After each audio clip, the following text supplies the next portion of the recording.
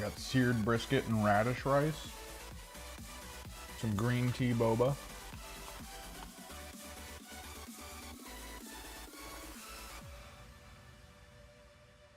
I gotta figure out where the slow cooker is so I can make some white chicken chili tonight. Feeling pretty good. We gotta finish this Vash door. I'm actually gonna work a lot on the shading for the Vash door today. Basic full screen.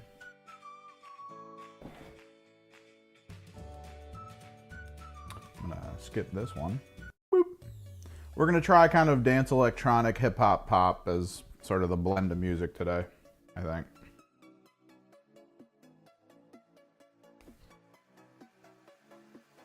Let me get the Druchii Violet. I was thinking of doing Reikland Flesh Shade to finish this out, but I honestly do think Druchii Violet might be the best option. I was gonna prime stuff today as well, because last night I completely figured out how to get the magnets for the guns on the Predator to work. I had to take the guns apart and redo the connectors and stuff. It was crazy. And I had it all in a box sitting on a table, and then I walked out the door and left it at the house. So here we are.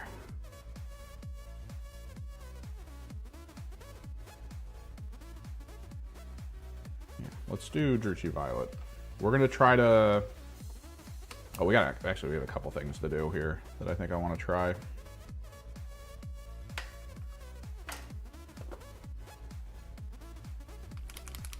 Looking at pictures of Vash door, and I saw that his gas mask was actually mostly flesh.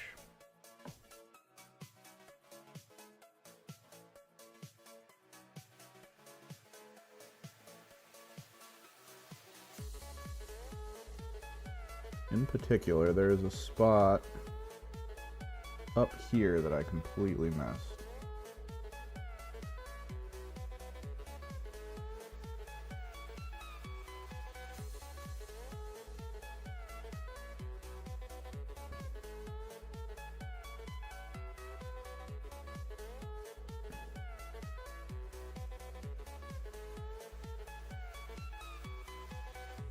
We're gonna hit it with a little white so we can fix it up while we wait for that to dry.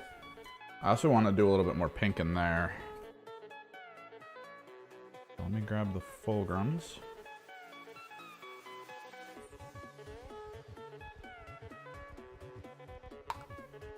But yeah, how's everyone doing today?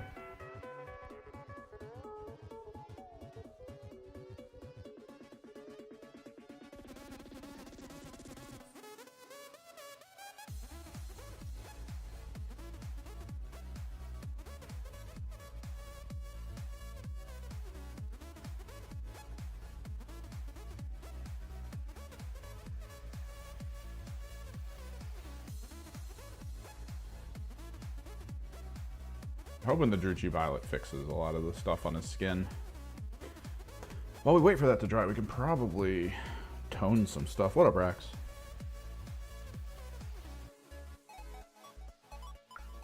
If we're gonna tone things, let's tone it with Snakebite. You're going nuts. Why are you going nuts? Shit hitting the fan again, man? Like, what's happening?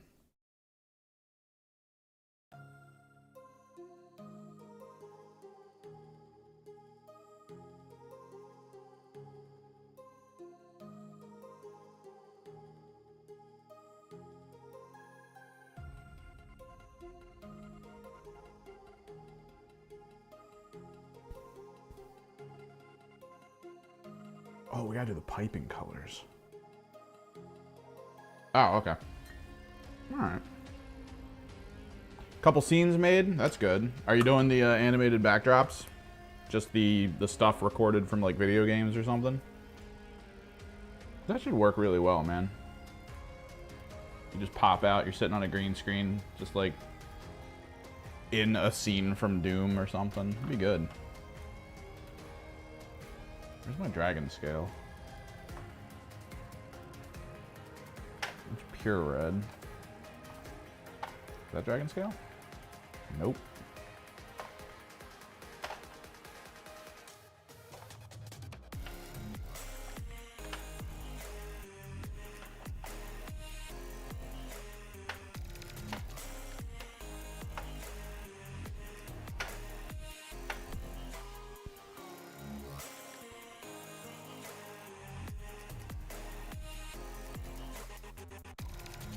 Yeah, it's a good start. And then stingers are just about, you know, animating something that kind of passes by the screen that works passively in whatever system you're using, right? Because stinger isn't as big and scary as I think some people think it is.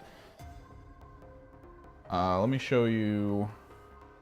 I'm gonna go to the AFK screen, but it's not the AFK screen. So this is just a simple stinger. That little black thing that goes by, that's just a stinger. That's all that is.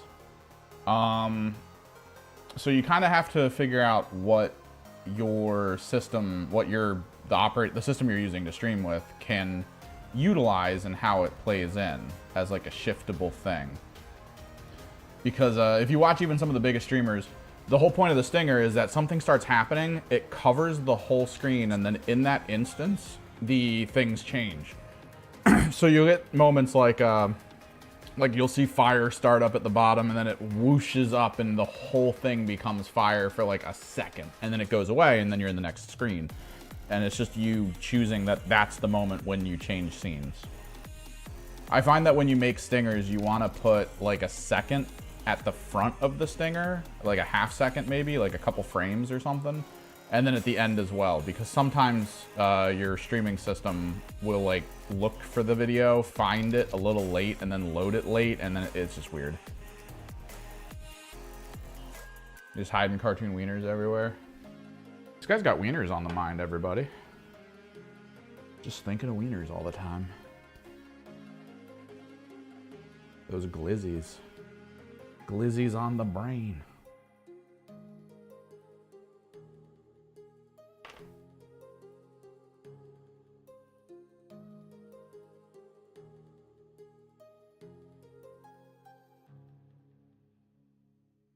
Let's get these wires painted so I don't forget about them. Elevator music.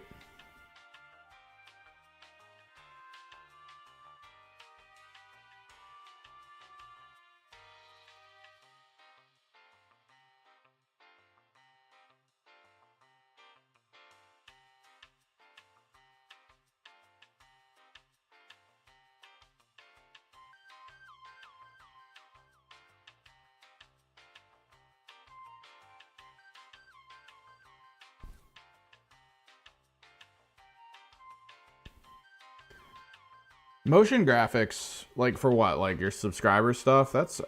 There's a couple ways to do it. I mean, you can do something as simple as just building some random motion-y stuff. You can animate things in whatever video editing software you're using, and then you can either try to export it in a format that has a transparent background, which is, there's a couple. You need to look up which ones work. There's like a QuickTime one that tends to work, and then there's like another one that should work. And then you can just do that, or you just basically color key the thing you're working on. You just put a super bright like green or magenta or something in the background, and then you just do the animation in front of it. And then when you have the animation set, you just apply a filter to it, usually in whatever program you're using, and you're just like, hey man, don't show the magenta. Do not show magenta. Don't do it. And then you're good. And that's probably just a couple quick YouTube tutorials, like learning how to use the transform device and stuff like that.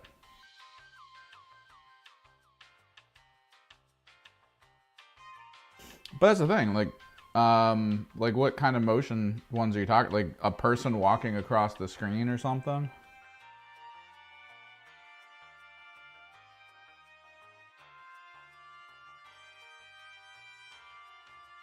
An explosion? It's kind of all the same thing, because it's just as long as you can cover the whole screen in an instant. Like, if in one moment during the transition the whole screen is covered, that's when the scenes change. And that's your stinger. Outside of that, you have to look into the motion add-ons that allow you to move assets on whatever you're working with. So that when you click transition, like your camera will like zoom forward and then reassess itself. Like, it does all the cool stuff. Those are cool. I do like those. I just haven't had the time to really think of implementing them with what I do.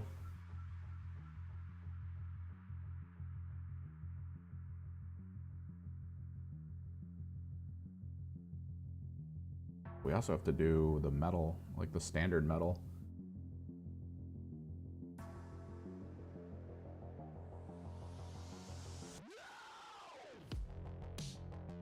This feels like a song meant for Vash Door. Just him working on building vehicles.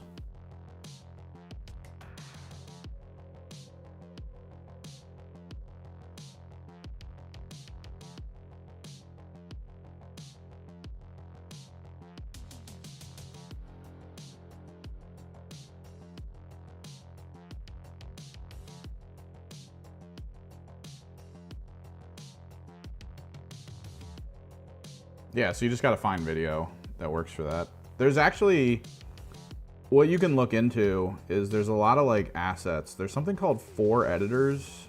It's a channel that's apparently it's a website that's apparently selling a collection of animations. That's normally it's like $200. Supposedly you can get it down to like 60. I was debating grabbing it just so I could have like a big collection of animations for other stuff. But yeah, you just buy asset packs for relatively cheap. It gives you the rights to use them in videos and stuff, so you don't have to worry about like getting struck for anything.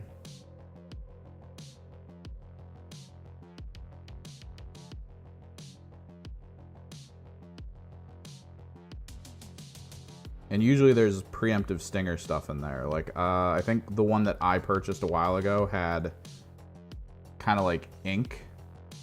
It was like ink hitting water.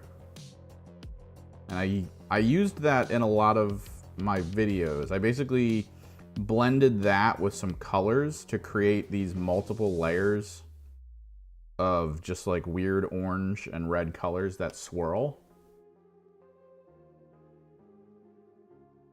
And that's kind of like my backgrounds, my shifts, and stuff like that.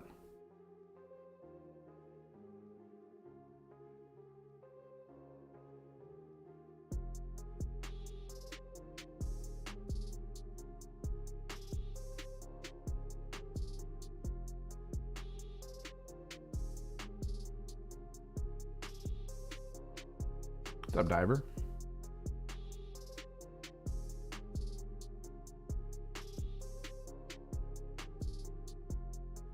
Spearhead League tomorrow.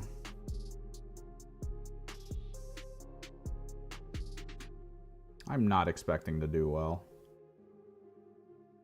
The average conversation of people at the store when Spearhead stuff was coming up and they were trying to figure out what they were going to do for it was, man, these look really strong. I guess I'll play them. So I feel like because my conversation with Spearhead League was, oh, these are, I have these, so I don't need to buy anything new and paint anything new, so I'll just play them. Like, two very different modes of thinking for that system. Just a little different.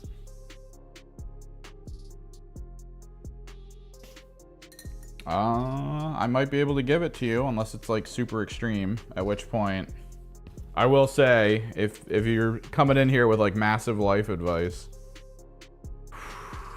hopefully you have people who know you and your situation who can provide you answers.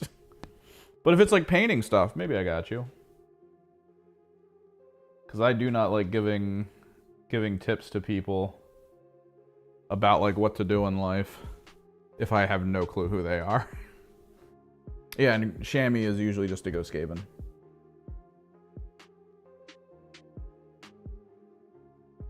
Got an accident in my car. Go scaving. Just go scaving.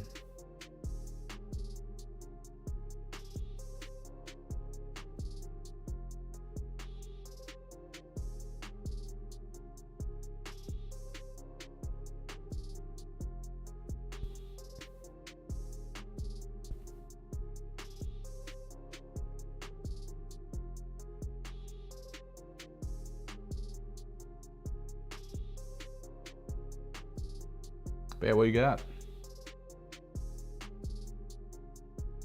Is it fun painting stuff?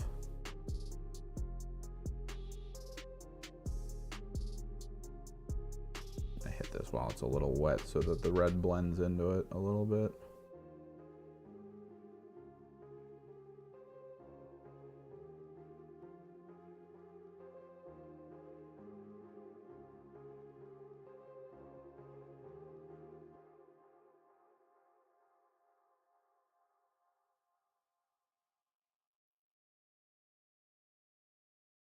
Narrative, and I'm figuring out a list. I'm kind of stuck whether to take a GM Dread Knight to damage or a second strike squad for board presence and objectives. Well, okay. You're saying it's a narrative event. What's this? These are always a struggle to talk about. Do you know the local scene? Do you know the people who are bringing stuff? Do you know what kind of things they're gonna take? Because when you say things to me like, oh, it's a narrative event, my first thought is don't be a dick and don't bring something meta. Ask what the narrative's about, maybe build something for the narrative. What's up, Hope?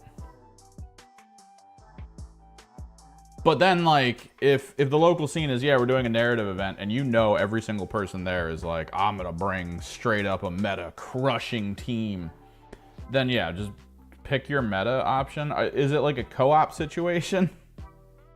Like what's kind of the overall feel for this?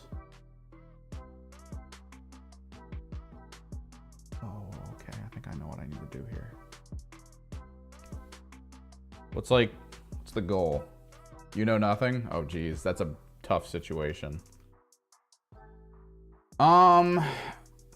Because that's the problem. Most people local to me talk about narrative from the perspective of, you know, bring dumb stuff. Like if I was going to go to a narrative campaign locally, I would bring like a double Helldrake list.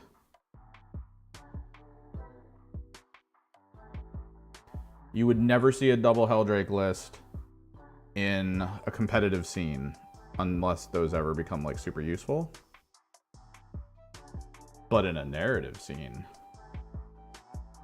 you kind of have to create like a story for your army as to like what it is, why it's there, and what it's doing, and then you go from there and you just see how it works out, because that's kind of the fun of it, right?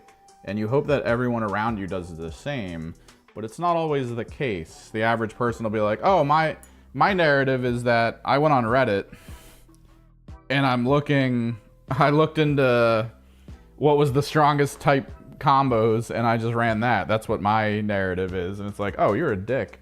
That's what you are.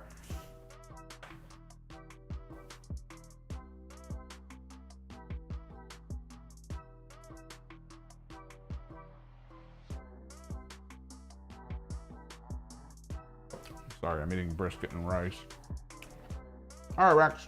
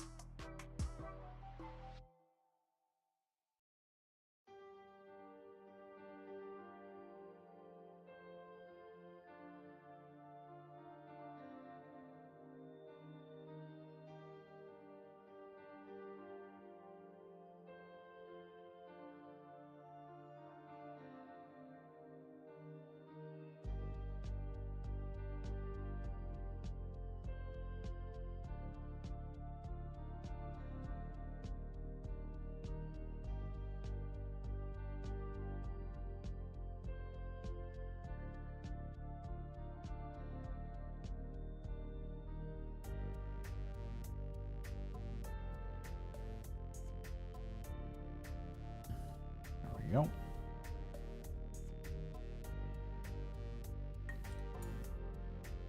Because, yeah, if I go to a narrative event, I'm bringing some weird shit.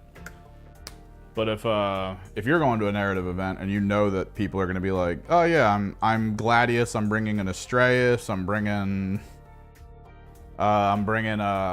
Gulliman, frickin', like what's the rule? Is it you can't bring? Can you not bring uniques? Like is it that kind of narrative where they're like, look, there's no reason for a unique to be here, or maybe like there's a core list that exists in the story that maybe the GM runs, who's like, oh yeah, you're gonna want this list will have like the leader, like it'll be like a salamanders list with Vulcan or something, and it's like there's a reason he's here, but for the rest of you, like this isn't a part of the galaxy where Abaddon would go. This isn't a part of the galaxy where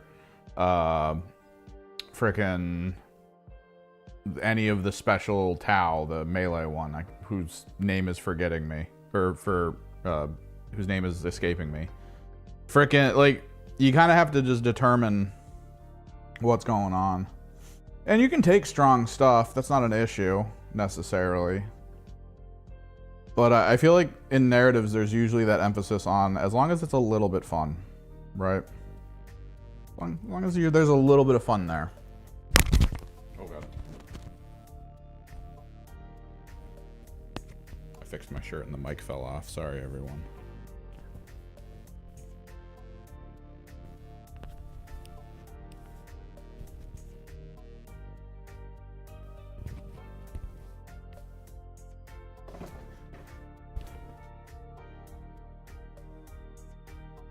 We also need to bolt gun metal.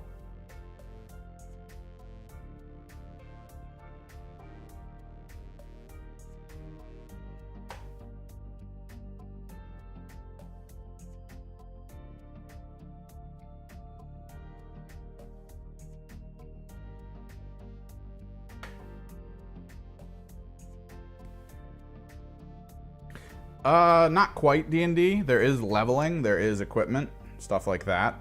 There's whole sections and codexes, as well as core narrative books that provide you like, oh, this is how much EXP you'll get. If you don't have your own narrative stuff yet, you'll have access to these select items to be able to pick up for yourself and use as like bonuses and equipment. So it gets a little bit cool, because then you get like these amazing generals that rise and can do just amazing things.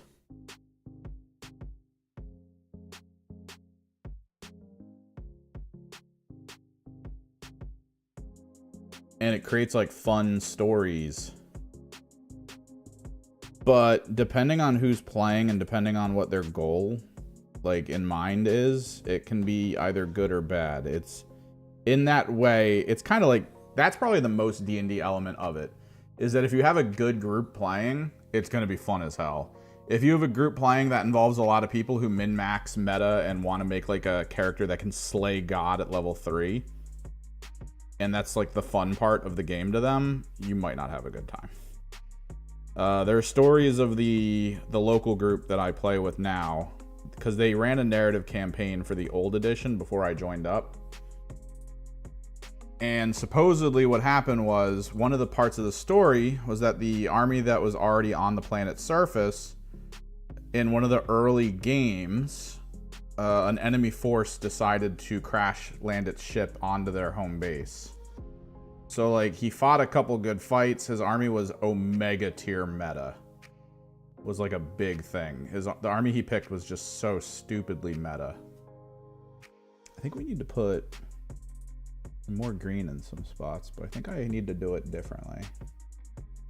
But yeah, his list was super meta. There was probably very little chance anyone was going to beat it, because he basically built for a tournament. This is how I'm going to put it. He built for a tournament. But then the guy running the campaign told him in advance. He was like, dude, you're the on-planet army. Whatever you pick, you're going to lose a lot of it early on. I'm going to tell you that right now from the campaign perspective. The whole point of your army is to take a massive loss and then try to fight back. And he was like, all right, cool. And then made his amazing list. And then early, I think like the second or third round of the campaign, he was like, all right, this part of the campaign, the enemy whatever ship decides to just crash its ship into your planet surface, square on the middle of your base. It wipes out most of the people on your list. You need to basically pick a person on your list, roll a dice, and on like a 4, it's dead. And then we'll figure out from there kind of how it works and where it goes. And like that pissed him off so much. He was like, dude, that's a dick thing to do. And he's like, I told you this was going to happen. I told you this was part of the overall story. And you're just so enamored by this idea of needing to be like the most powerful army in the game. And it keeps happening. Stuff like that happens. There was a Necromunda campaign that I think is still trying to go on at the store. But there's like a couple people that are playing who are playing for min-maxing.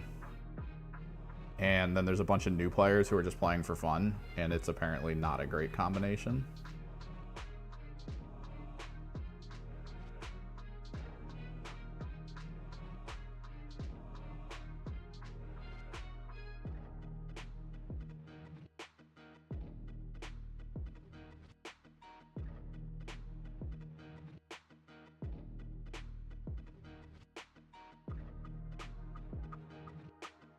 Because Necromunda gets weird, man. Like, if you're playing a Necromunda campaign with, like, a group of people and you look into the armies they're playing, you can kind of come across ideas for your army where you're like, oh, I need this ammo type. I need this specific type of unit. I need these things. And you'll grab the stuff that works perfectly for the mission and your opponent, and you'll crush your opponent with them. Meanwhile, your opponent's like, I kind of like grenade launchers. Even though the grenade launcher rule is like, roll a dice, roll poorly, grenade blows up. Kills your unit and every unit near it, which is most of your team. Have fun.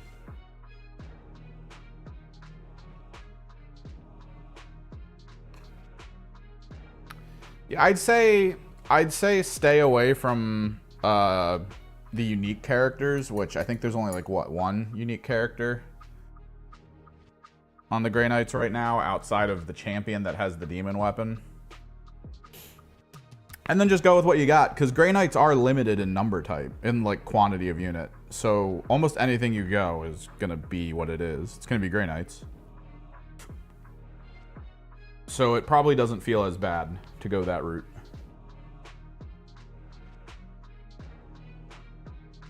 You're fine. It's fine. Look for something mildly strong, because, I mean, Grey Knights are an elite team, so I imagine going into fights, they would try to think of the best way for them to fight in those situations. But probably stay away from unique characters. And you'll probably be fine. Yeah, you can, as long as it's a generic, you're good. I don't see a downside to it.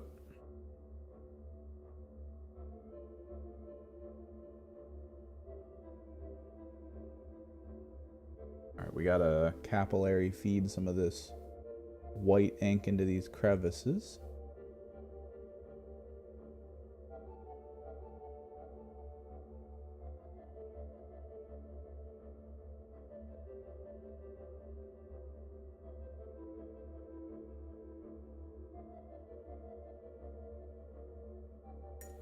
Probably also deal with the servo on this. It'll probably go out of focus occasionally for you guys.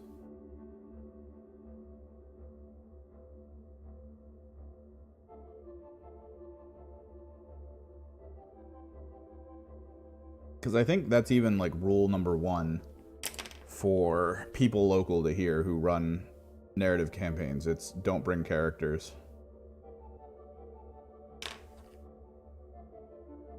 Unless otherwise stated. Like if the campaign itself is like Abaddon and Guilliman found each other, like one guy gets to bring Guilliman, one guy gets to bring Abaddon, and then everyone works around that. Because I think the main thing locally for our narrative campaigns is they know who has what armies. And if they're planning a campaign, they usually ask. They'll ask each other, like, who's able to go and do certain things.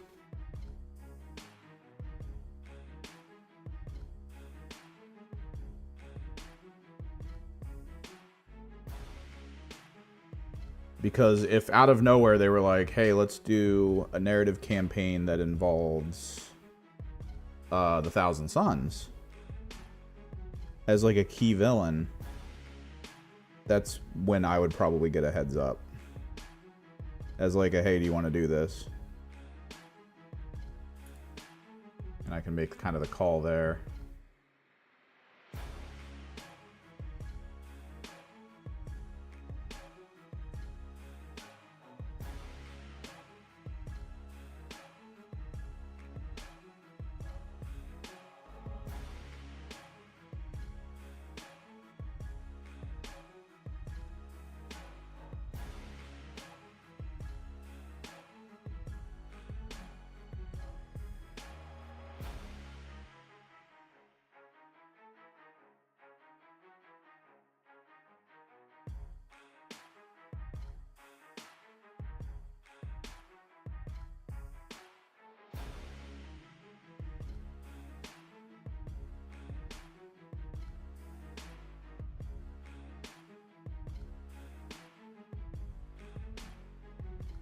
Work out with the campaign manager what's going on and what I have access to. Oh, it's Ahriman. He's trying to summon Kairos. It's like, oh, I got both of those things. Let's go.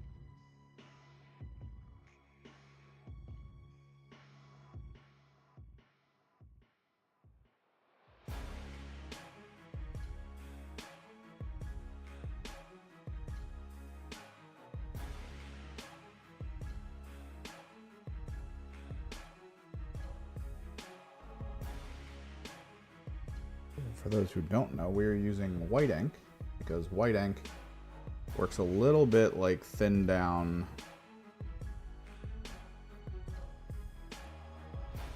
white oil, which is normally used in a way where you kind of bleed it along edges and into crevices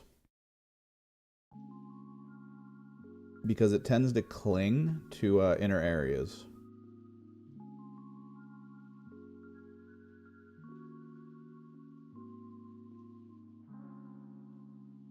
So if you're trying to do like glowing runes or any kind of like recessed lighting, with a little bit of control and a nice thin brush, you can pin wash the area with white ink and then pin wash it as a follow-up with whatever the bright color you want to use is.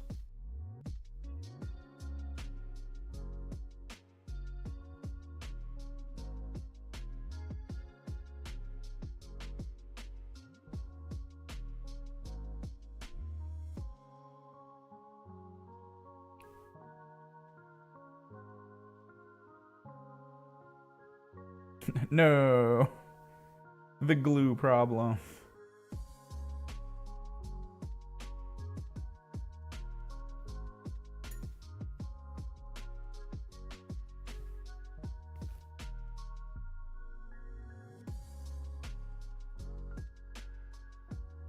I'm gonna work a little bit up on the hammer, a little bit more.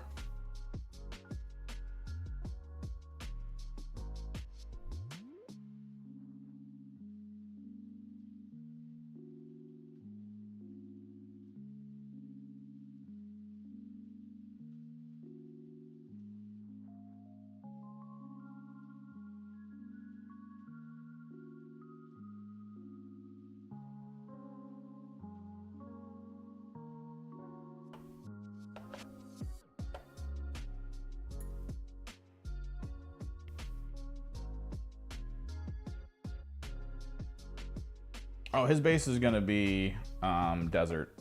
It's gonna get the contrast that makes it go to that. So he matches the rest of my team.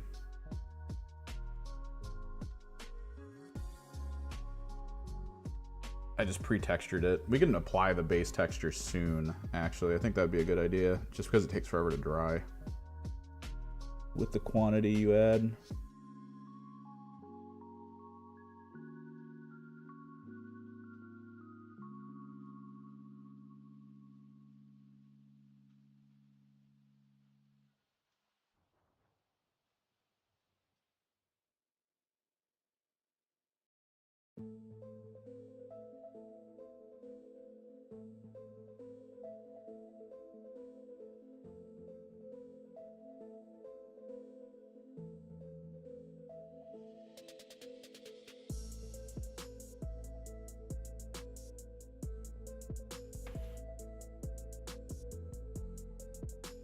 Little dirt man.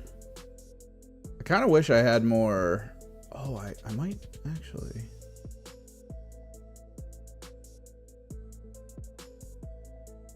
Not a dirt man, but if I can find it, I think I have a spare Zinch screamer, like the little baby screamers.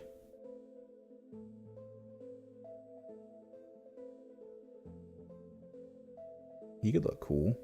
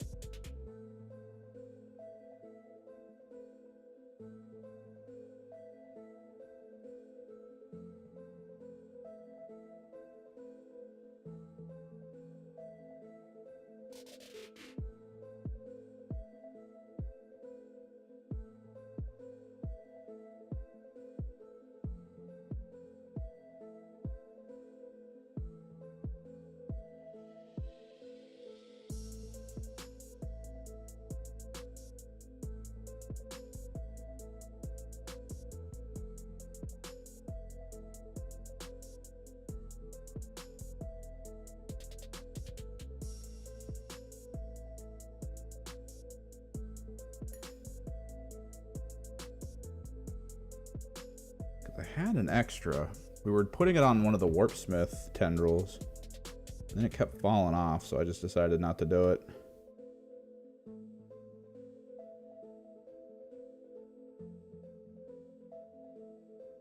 So I set it aside. It should be pre-primed.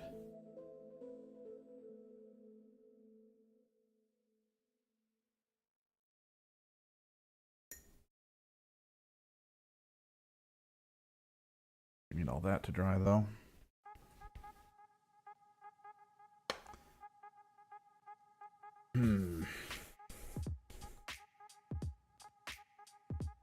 Let's do the Argos.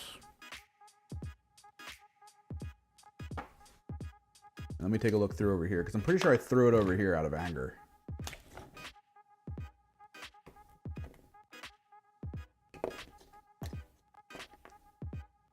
Either over here, or it's in like a bits bucket that I've got floating around somewhere.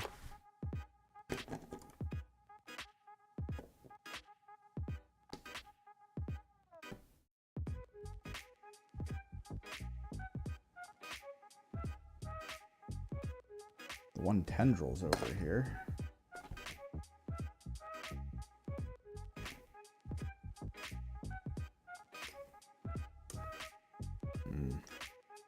Might have thrown it in a bits bucket.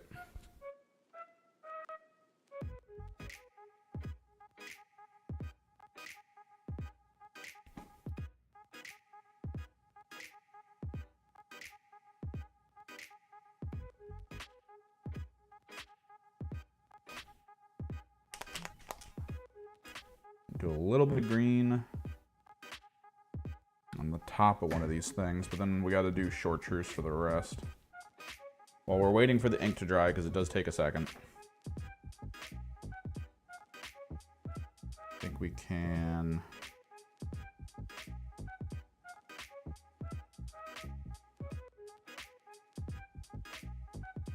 maybe go around, find other things to hit with the metal, retone. We'd still have to retone a lot of the gold.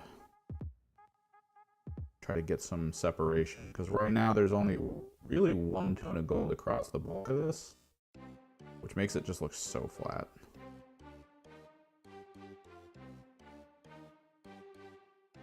Is not what I was hoping for.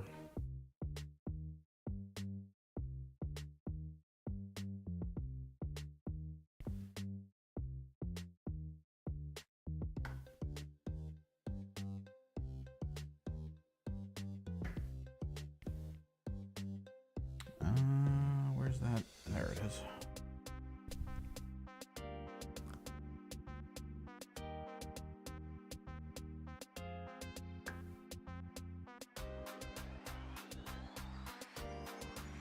Get the fulcrums going.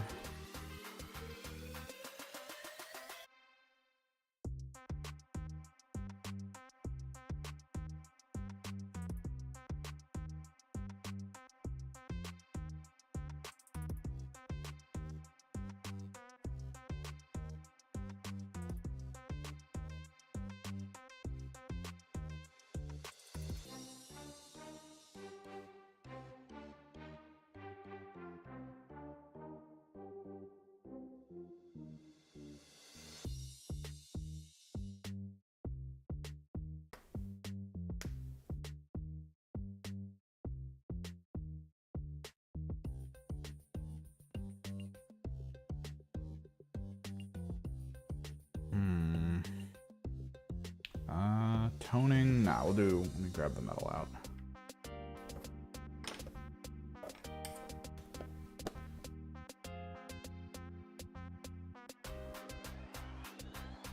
So I'm still trying to figure out Age of Sigmar wise, like what I should be focusing on. Oh, we should probably also put a little bit of gold down. There is some gold I need to correct.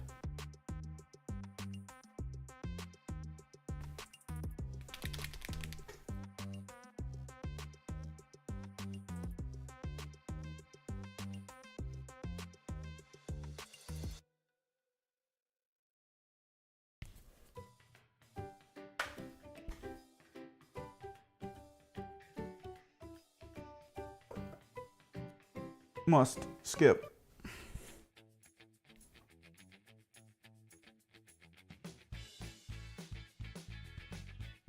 I'm okay with this.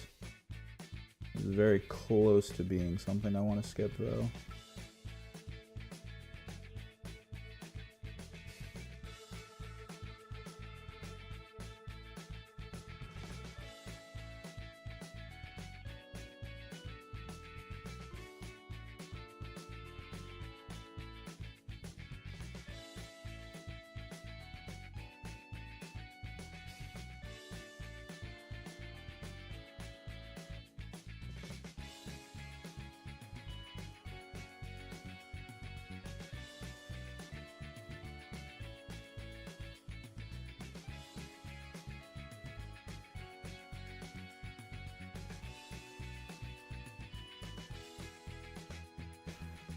Like what I'm gonna do with the team, I kind of get it, right? So they split up a 10-man Zangor squad into 2 5-mans. That way you have 2 front lines, because there's nothing else really that the Disciples of Tzeentch have that are frontline centric, right? It's just whatever. Warhammer community.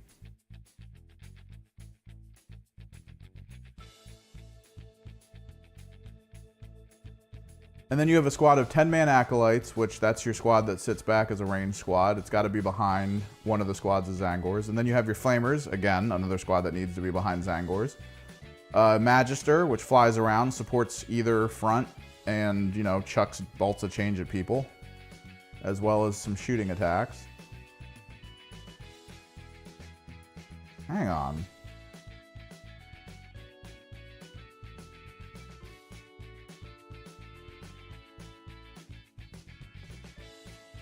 Hold the phone.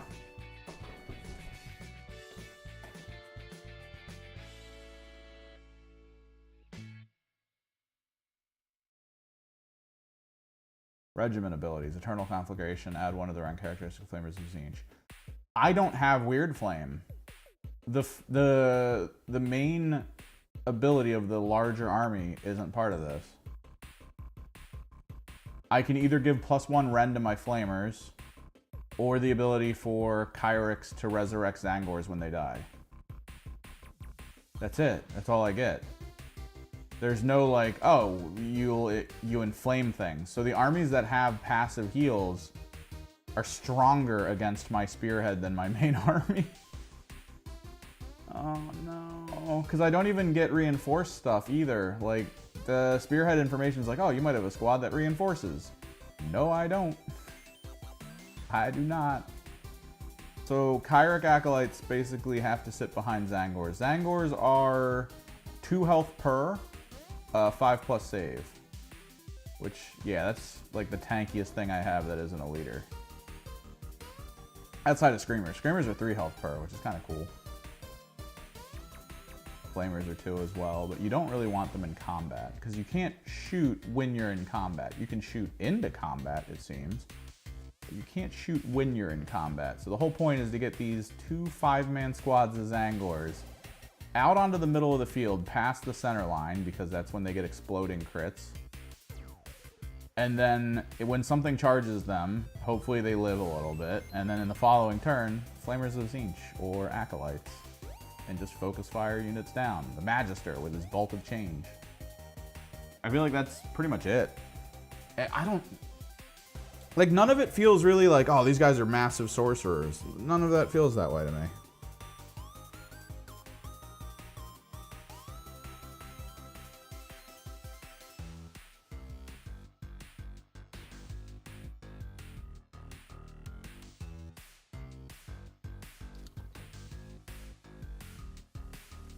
I did notice that we did get a little buff that I haven't really talked about. So in the rules for the last format, mounted units didn't get the whole like get down sir ability of not being targeted outside of a certain range. So if you just had all of my units, like my Gaunt Summoners on discs, my Shamans on discs, all that stuff, you could target them. They could be in and among the army, and if you had long enough range, you could just like huck boulders at them. It didn't matter.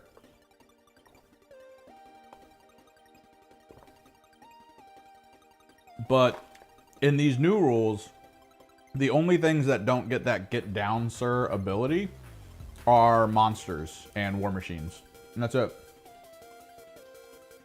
So now my Gaunt Summoner can fly around on the front line with his little blue horrors or whatever I throw up there with him. And he's fine.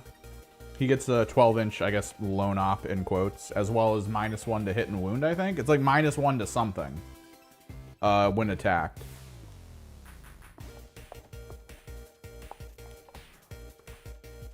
So it's cool.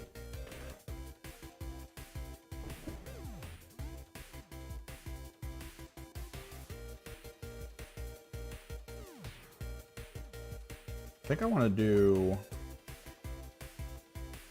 most of the middle piston metal, like the actual main component of the pistons in gunmetal.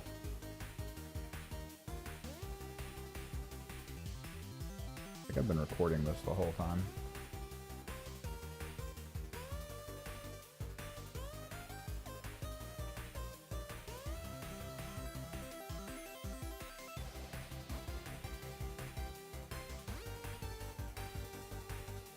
This is a baller song. Is this on my favorites list?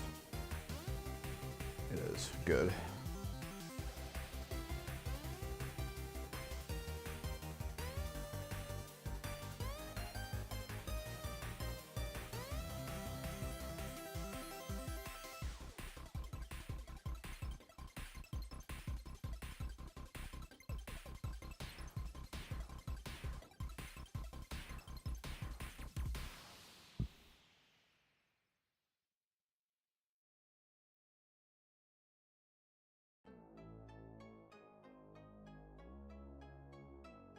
But I saw someone online say that Disciples of Tzeentch really feel like they only are going to exist as an army that you need perfect positioning with, and then just non-stop chip damage. I feel that. The more I look at them, that's what it feels like. My mind is blown by that one ability we get. The one detachment ability that you're probably never going to see in competitive play ever. The once a game, at the end of your turn, roll a 3+, and if you get the 3+, you can pick a unit up and then return it into combat with at least something that it was already in combat with. That way you can basically reposition yourself in combat. I brought that up on the local Discord, and like so many people were just like, dude, I don't know when you use that in like a good situation. And then there was a guy who was like, well, I mean, I guess if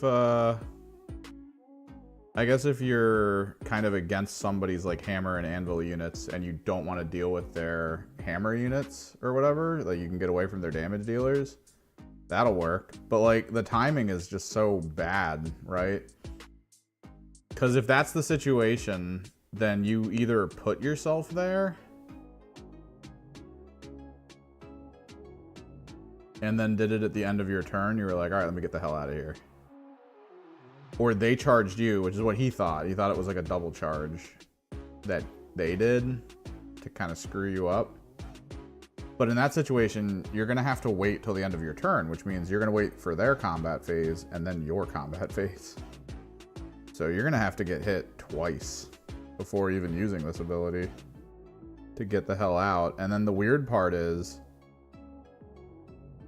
even if you get the hell out, like, if they're out of combat in their turn, they're just going to charge you.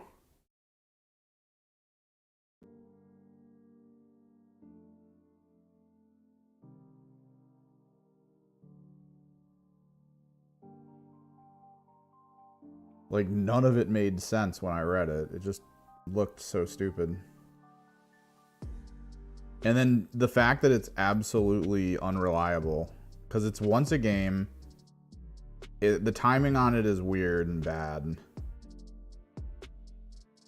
And then there's a chance that it doesn't even work. Like, that part of it really gets me, is the whole like, oh, this is the one thing I need to work in this grand struggle. This is the one moment that I need more than any other moment to actually play out in a game. Oh, I rolled a 2. Well, it didn't pan out, and I am screwed.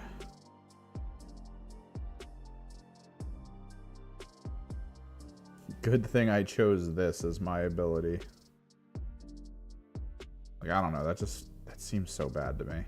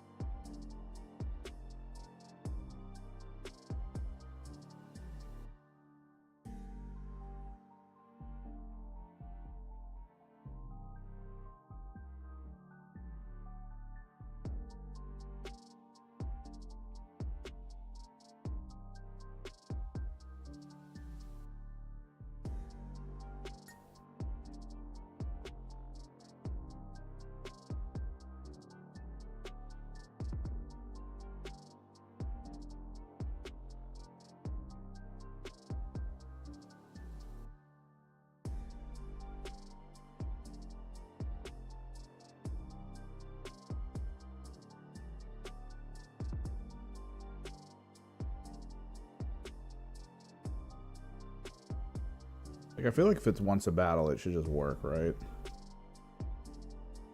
Like, don't hit me with this. Oh, it might work, BS. If it's a ability that barely feels like it's a good timed ability, don't just be like, yeah, it's down to your roll. Like, oh, you're an asshole for this. Or at least if there's a roll involved, give me like a benefit to that roll, right? Like, oh, you failed the roll, you only get to do it with 1 unit. Oh, you passed the roll, you get to do it with 2 units. And then make the roll like a 5+ or something. Don't just be like 3+, you get the thing you paid for.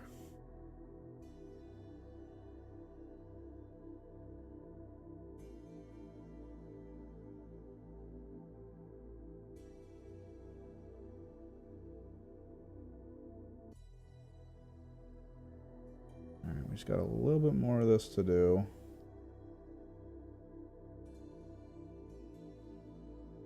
And we can do the tonings.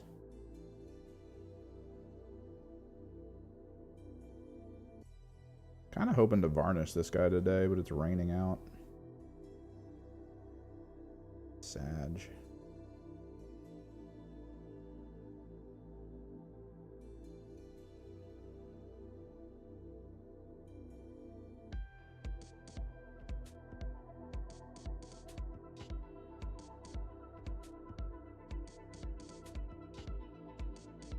Nice.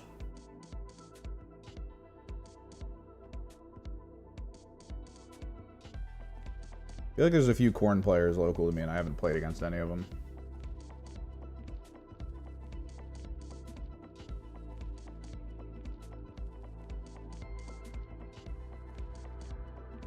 Makes me a little sad.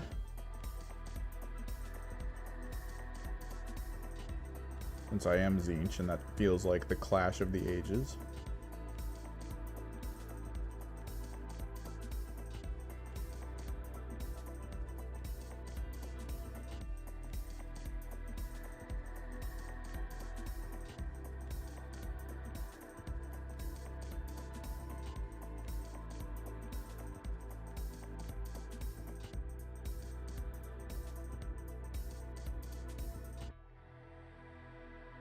No. The way I have my airbrush set up, paint is usually fine because I can filter it out very easily. But, dude, varnish in a closed space through an airbrush, I will not be taking up that cup. I will not be risking my life.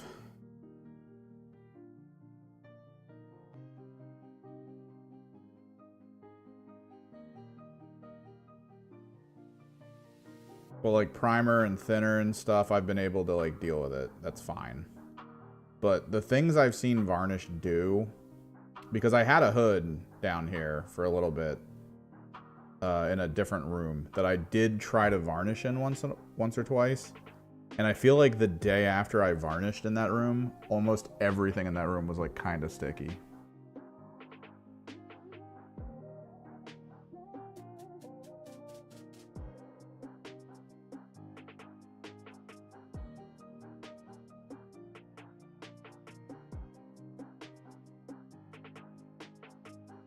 I use Army Painter.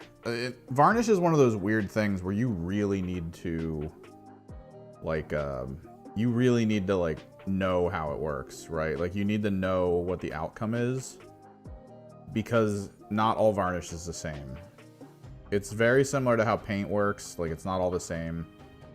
But the way Army Painter anti-shine varnish works for me is really just good. It actually brings what I work on to like a flatter place so that it looks more like a painting. And I really like that about it. Beastmen are Negavault cultists. Negavault? I mean, just the idea. I don't even care what they look like. It just sounds cool. I think I've seen them before.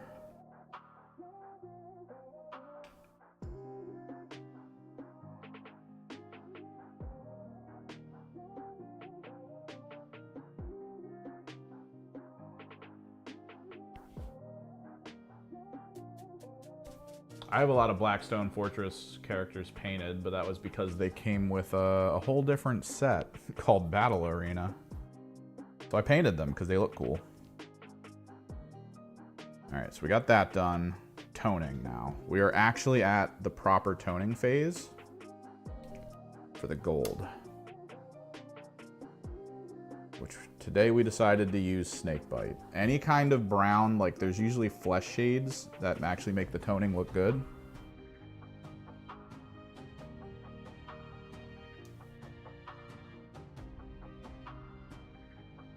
So what I think we're gonna do here is the joints. We'll do the joints toned.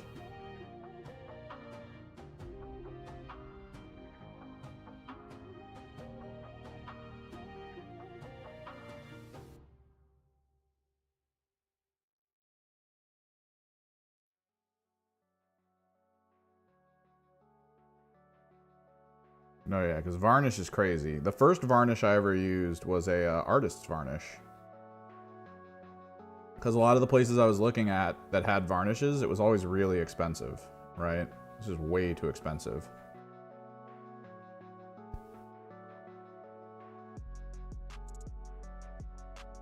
And I was looking around at other types of varnish, and eventually I stumbled across artist's varnish, which was like super cheap for the can, and it had all the same keywords, right? It was like, oh, this is anti-shine, this is satin, and I was like, oh, this is great, I want these, because they were like $10 to $15 cheaper per can and local, so like I didn't need to order them.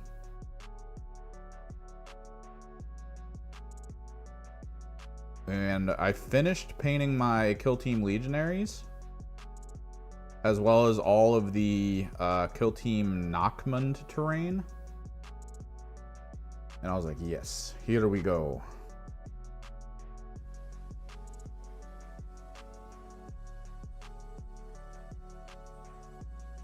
Busted out the can of varnish, hit them with it, and I was so happy right up until the varnish dried. And all of the stuff I had varnished was like semi-sticky.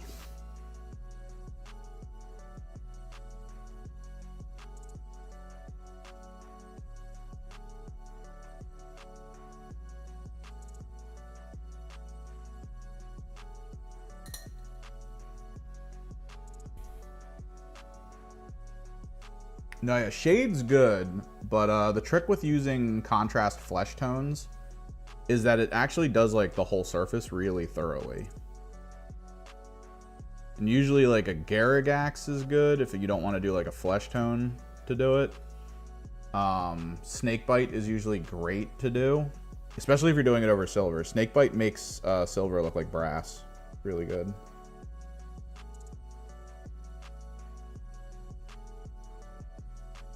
But sometimes I'll do like Dark Oath Flesh or something along those lines. As long as it's like a brown, it works really well. A brown or an orange. Like a dark orange.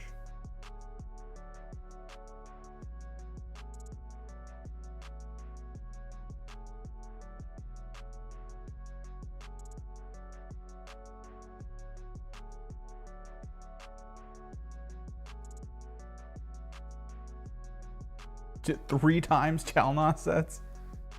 Dude, some of you terrain builders are insane. I've seen a lot of videos from people who are like, dude, I love terrain. And then they show off kind of their terrain projects where they're building these massive maps. It's like, dude, holy crap. Like, I wish I had the room for that. Like, is it weird to say out loud that one of my goals is to maybe open a business local to here that explicitly does like tabletop games only so that I could build massive, ridiculous maps using tons of terrain? Like, is that a weird thing? Is it just me?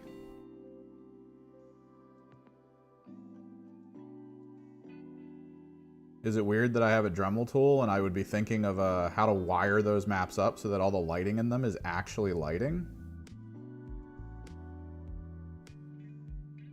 Because I feel like that would produce better photogenic pictures and video.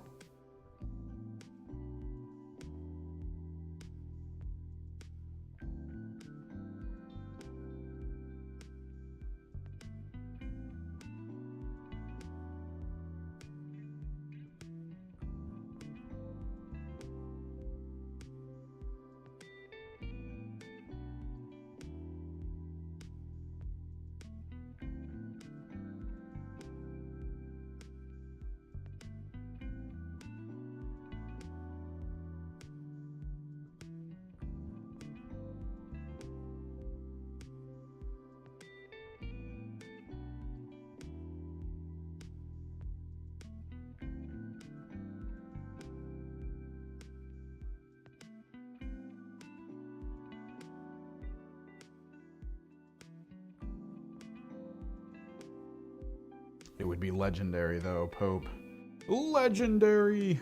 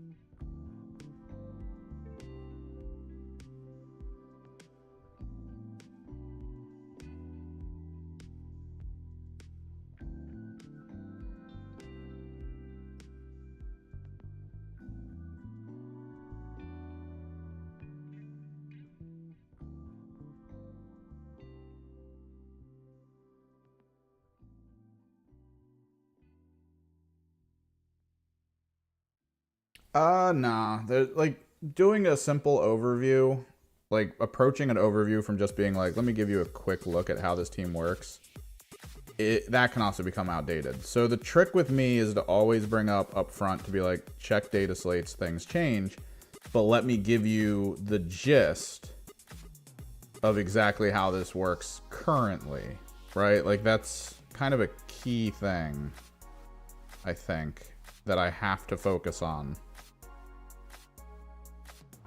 with my videos, is just to make sure people know that what I'm saying in that video isn't the end.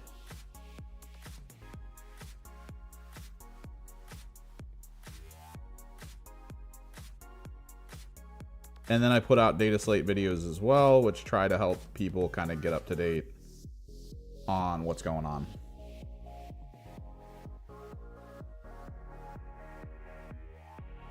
Which is also important.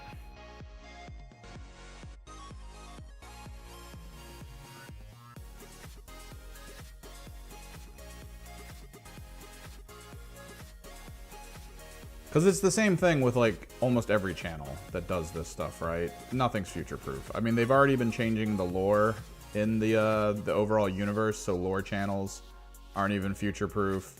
Every channel that does battle reports, I mean, we could go back, we could watch like 9th edition battle reports from those channels, but like, why? It's not current rules. I almost feel like because those channels are pretty popular, that there's probably people who play 10th but don't know the channel, and then go to it and just watch one of their videos that are from like 8th or 9th, and are like, why are you playing in 8th or 9th? It's like, why are you not looking at when the video was made?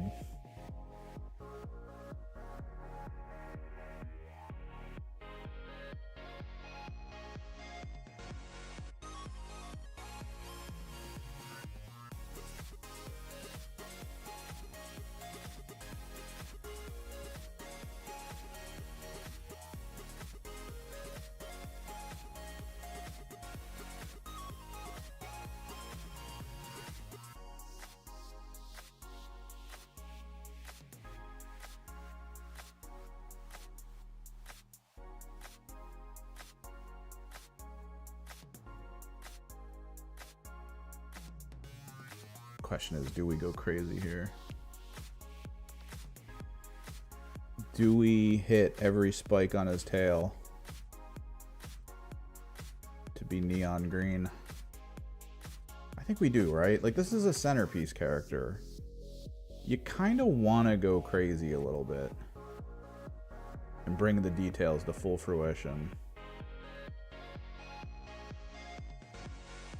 I mean, there's of course there's always there's credence to deciding against adding too much detail to something, because then it's too distracting, but I don't know, man. A unit like this could do really well to be crazy looking.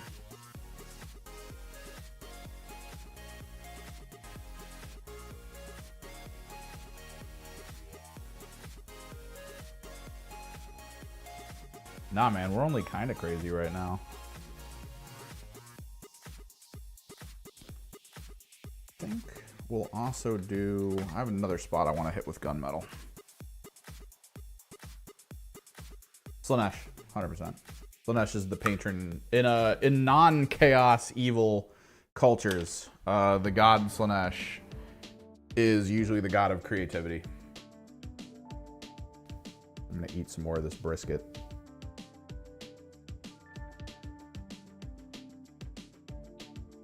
What up, Brad?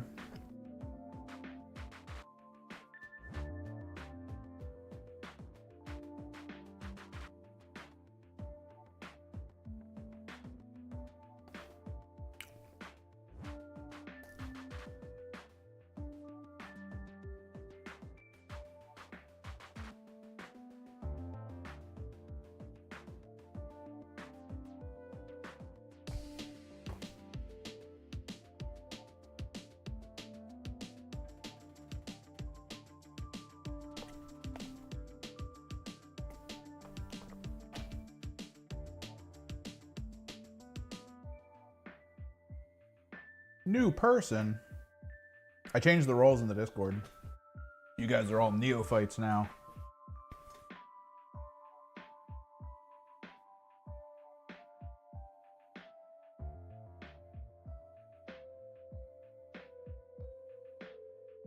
Before we get too much farther.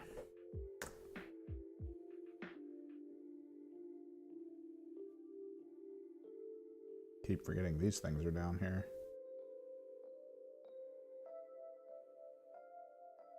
Want them to be a different type of gold. We are going to try to OSL them a bit when we're done with my airbrush.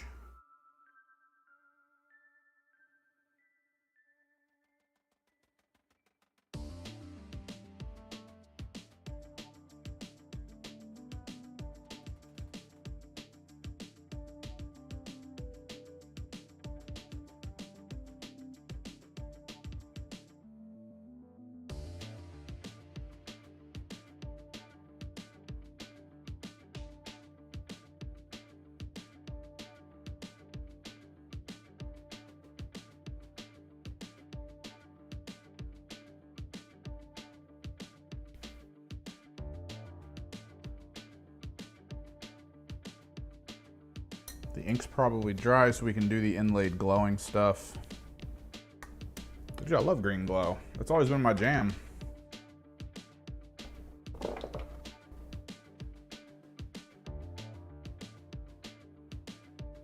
Like, you're being attacked by a rave when you play against me. I have one thing I made not green glow because I thought it was cool to have an alternative for the same type of unit. So I went with a magenta to yellow.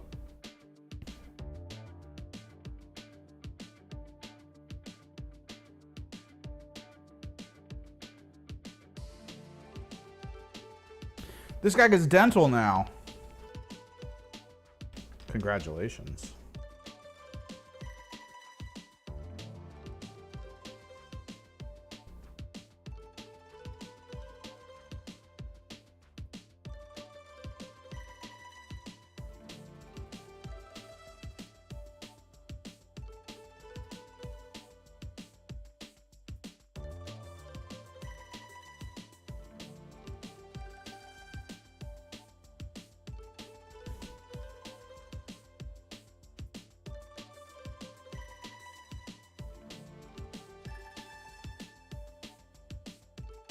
I still think it's getting weirder and weirder that we live in a world where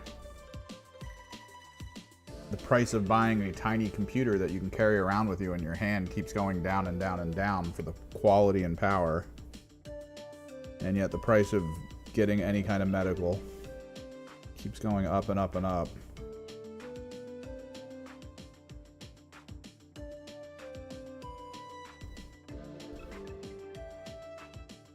But it be what it be. Congratulations.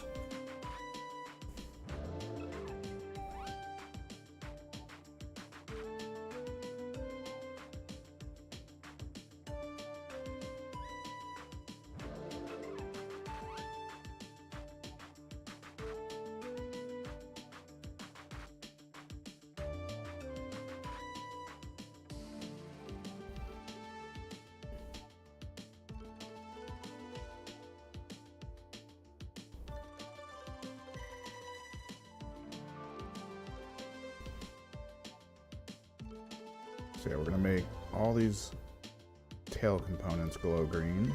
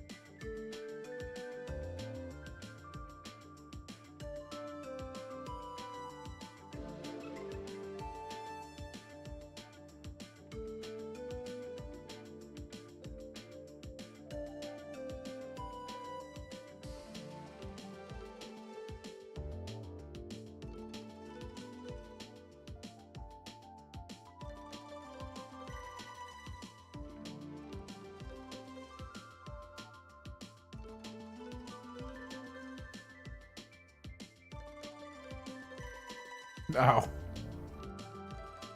I'm not providing you dental, Shammy. Shammy, that's not happening. No.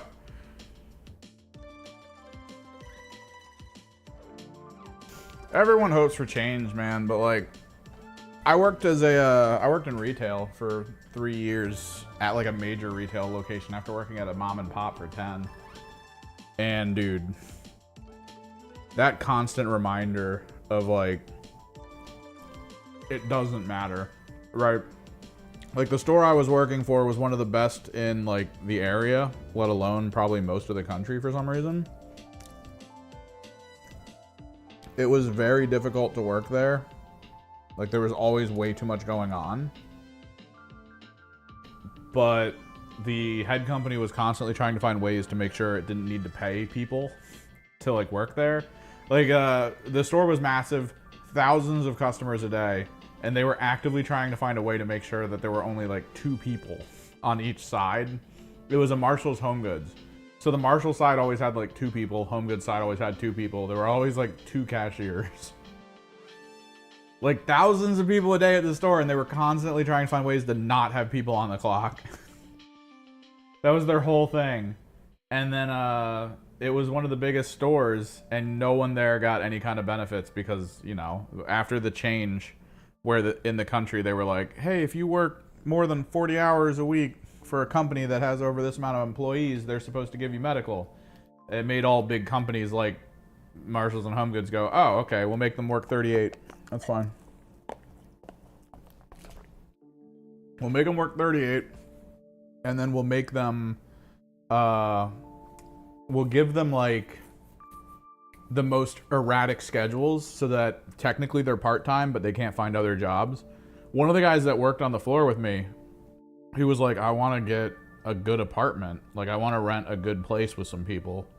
So I picked up a job at the store next door. Like, he picked up a job at a Five Below at a night shift so that he could unload trucks.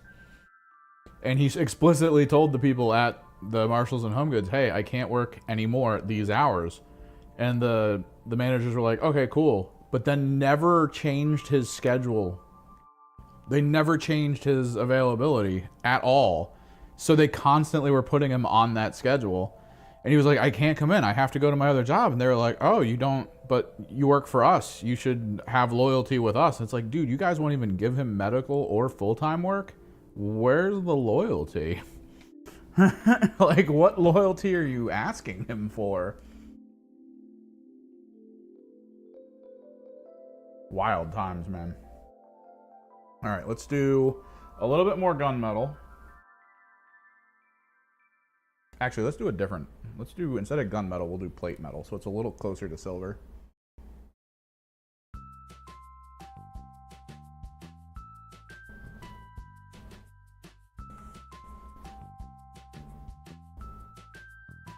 There were days when I would come in and I'd be the only person on the floor. And this was after I had watched 2 people get fired for not going up to ring register when the people up at the register call for help.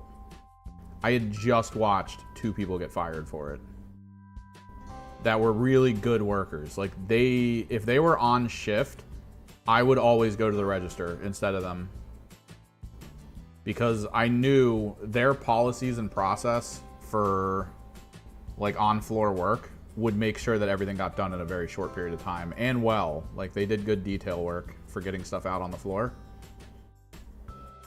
But when I wasn't there, what would happen is they would be teamed up together, so neither of them would go.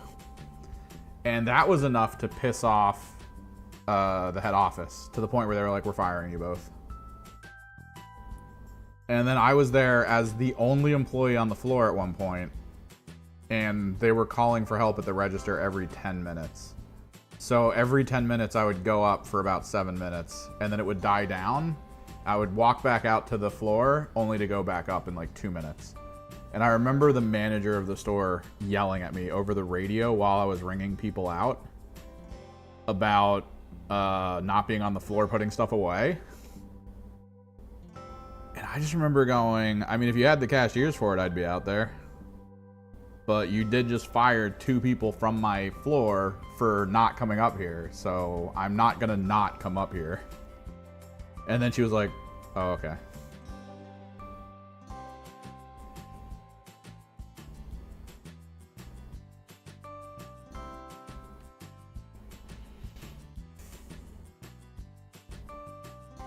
We actually, dude, it was so obnoxious working there. The reminder of how corporate retail works, like with that job, oh, it sucks so bad.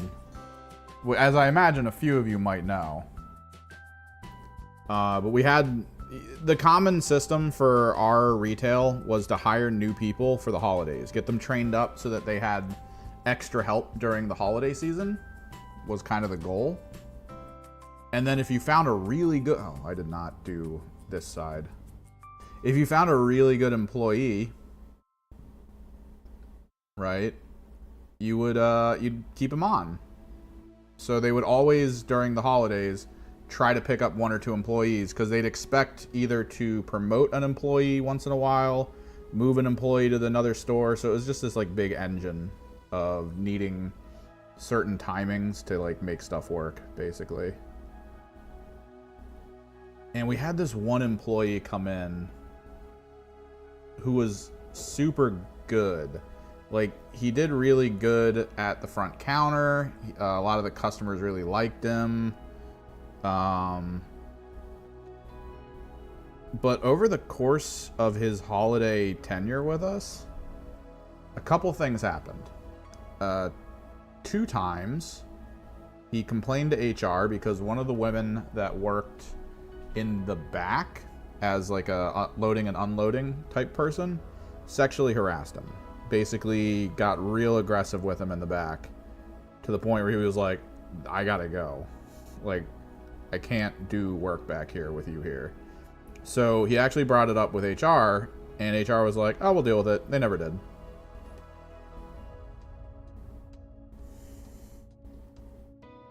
And then one time he was out in the parking lot getting carts put away, because you have to do that at night. And someone pulled a gun on him. Because he was on his phone for like a second. He was checking his phone out while someone was like robbing us. Again, it's the same person that robbed us like every week, just about. And he was just on his phone like checking stuff out, and I guess the guy assumed he was like recording video. So he drove over to him and drew his gun on him and was just like, don't be a hero, and then drove off.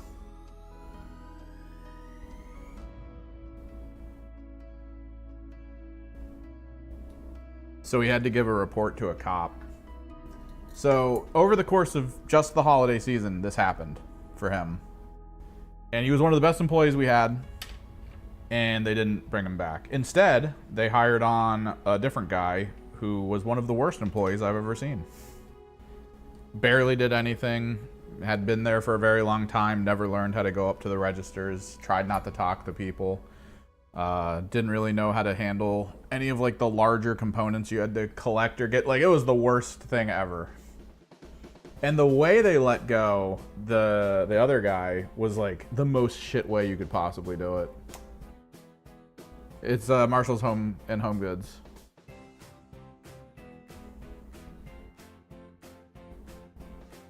Which it's just that, but that's a subsidiary store of a massive corporation. Like, we're talking multi-million-dollar corporation.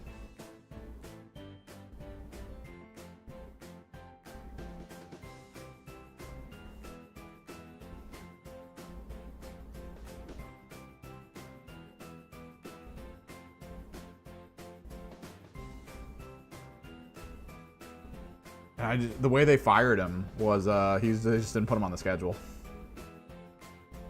He had maybe 2 or 3 days left in the week that he was working, and then the next schedule got put up because they would never put up the next week's schedule in a timely enough fashion for people to like actually schedule their lives.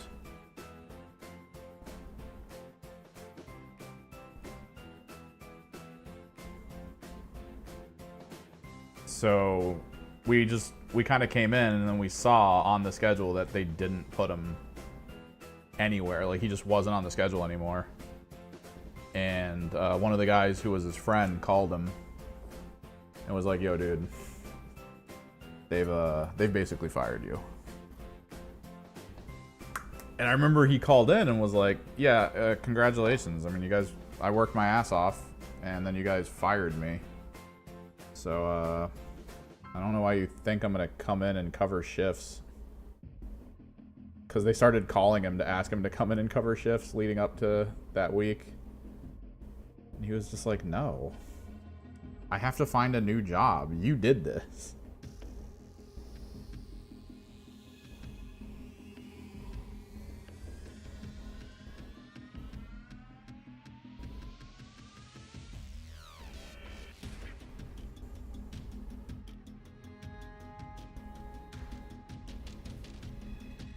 Dude, wild times.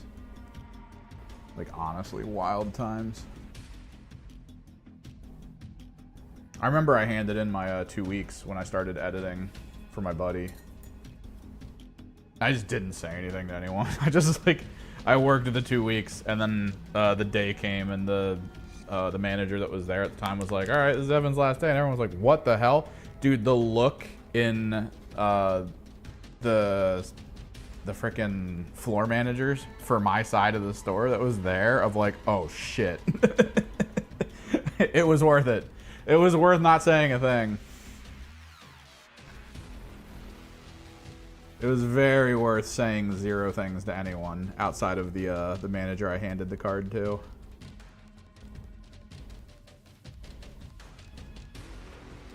It's like, you didn't tell anyone? I was like, fuck no, I didn't tell anyone. Why would I tell anyone? You guys figure it out.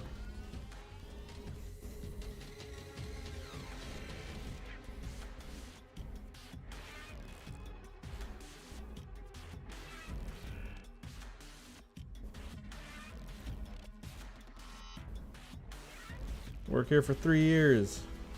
I watch people join a year after me and then get promotions. Meanwhile, you're making me do everything on the entire floor. You've made me train new employees. And then passed me up for promotions.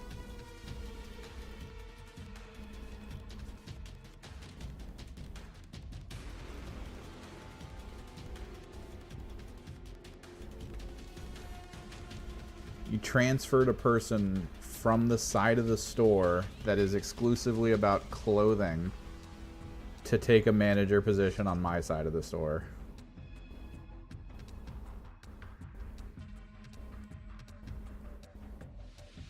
I stand there and wonder why I'm leaving? Jesus.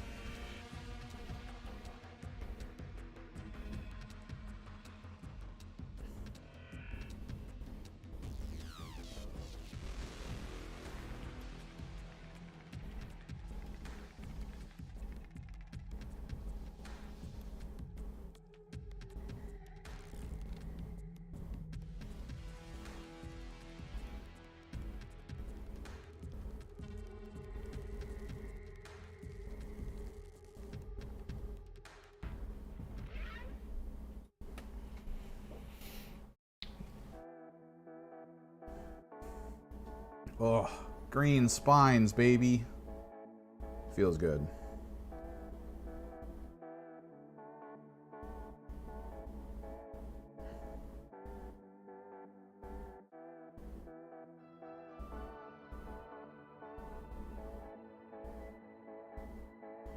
Dude, so many of the employees there hated the management so much. I mean, that's classic for retail. It's not like it's a new thing. But one of the managers from my side of the store found out he had skin cancer. So he had to get it removed, and then there was like a bit of a recovery time to it. And I remember he was in the store and he was really mad. I was like, "What up, bro?" And he went, I got yelled at today. I was like, "What?" Apparently, he told everyone, like he told the management, "Hey, this is the day I have the operation for skin cancer. I'm gonna need the next day for recovery at least. We'll figure it out from there," right? Like, he basically requested the time off. And apparently the store called him the day after the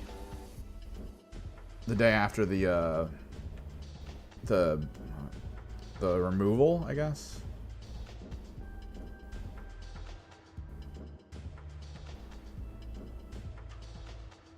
And was like, "Yo, can you come in?" And he went, "No. I'm up on painkillers. I feel like shit. I can't come in." And apparently when he came in for the next day, which was like 2 days later, that he had actually on schedule, he still was like kind of in bandages for it and everything. And instantly the manager called him into the office and chewed him out for not coming in. He was like, "What?" Like, it was so stupid. It's so fucking stupid.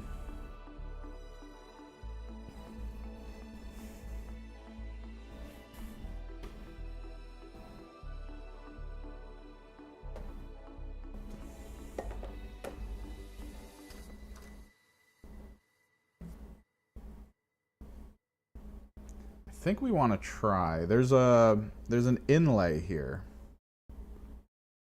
And I have my ink.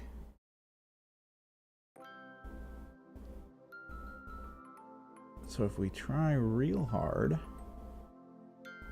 we should be able to get the inlay to be white. That way we can hit it with a fluorescent. So there's inlays here and down there on the legs. So if we can just hit those.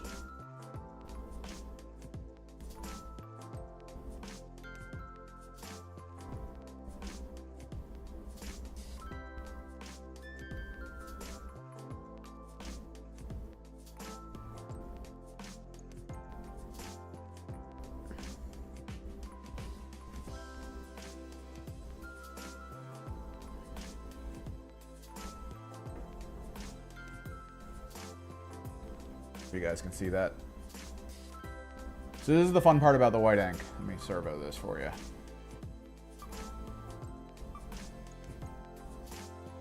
See how that's kind of in there? Normally, thinner an oil, but honestly, Liquitex white ink does so well. It's not as perfect. I'll never say that, like it's just not as perfect as the white ink or the white oil and thinner. But depending on how like detailed the inlay is, white ink does just as well, in my opinion.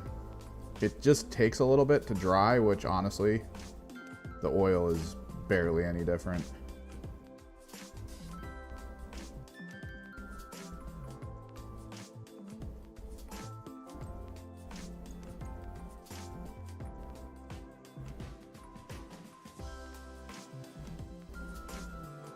So I know we got like a Grey Knight player out there. Grey Knights usually have a lot of really cool like things carved into their armor. This could be a fun way for you to do like glowing inlay if you want to. What do you mean? For what I'm doing right here, gloss varnishing? Gloss varnishing, I don't know. I don't really like gloss varnishing personally. I've had people say that the reason they gloss varnish is because it covers up the fact that they can't paint. Which, I don't know if it would, right? Like, I feel like making something shinier, it does not help. Like, that's just how I feel. I feel like it won't help if you just make something shinier.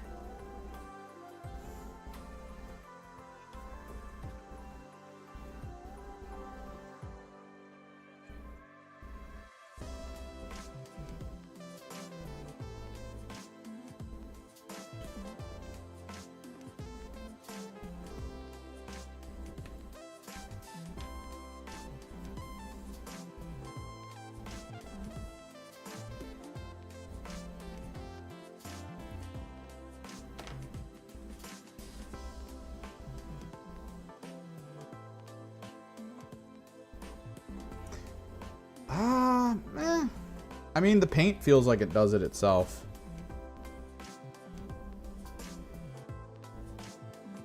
Like, the paints I use feels like it sort of helps that process just perfectly fine.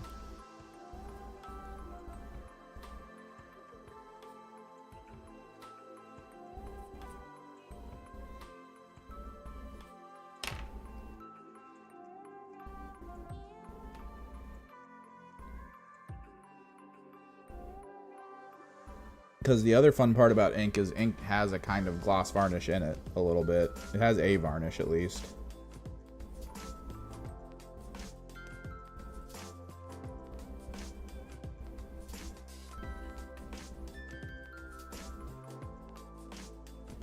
Kind of helps itself.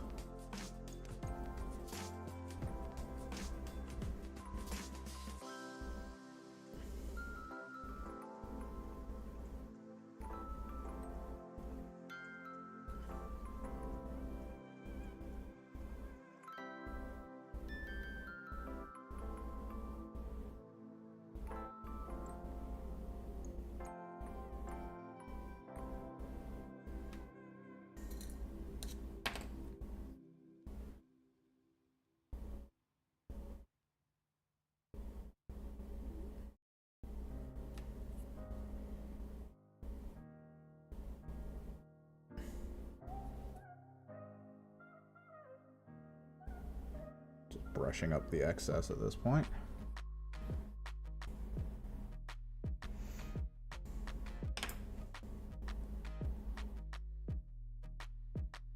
All right, we've got chartreuse to apply, and then Druchii purple, which is what I've decided to shade the flesh tones with.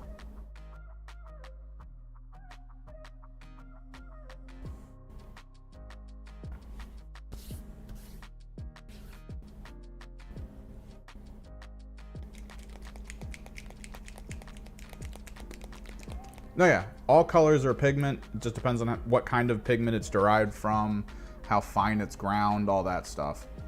It's then applied to a medium. The medium for ink is usually something that tries to make it waterproof, which means it kind of has like a built-in gloss that feels very like it just feels like it achieves a very similar outcome to what thinner and oil does.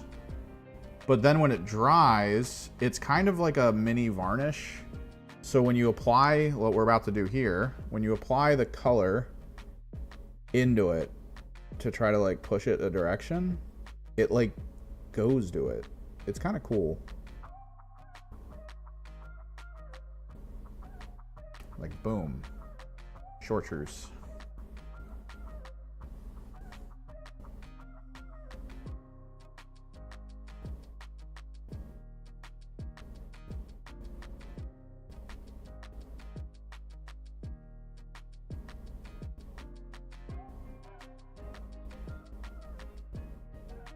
Boom, chartreuse. So perfectly applied.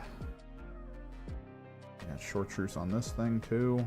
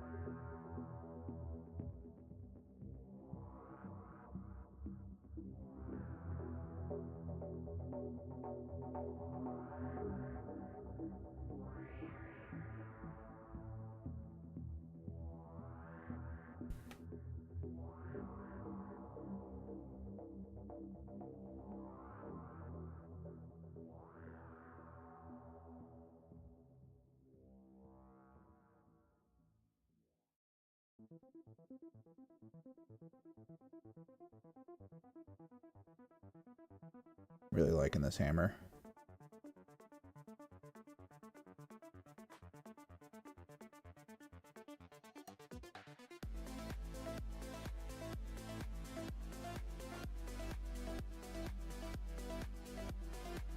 It looks so good.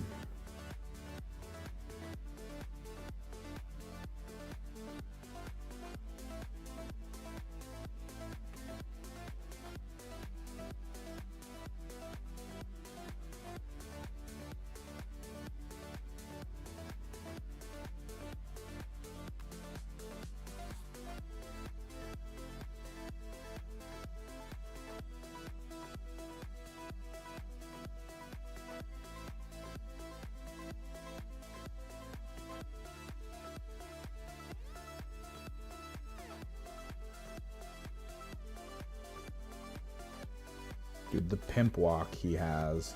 Like that, just the shape of him like coming at you, just like pimp name slick back. Kind of like that feel of just like, I'm coming. What'd you say? It feels so good.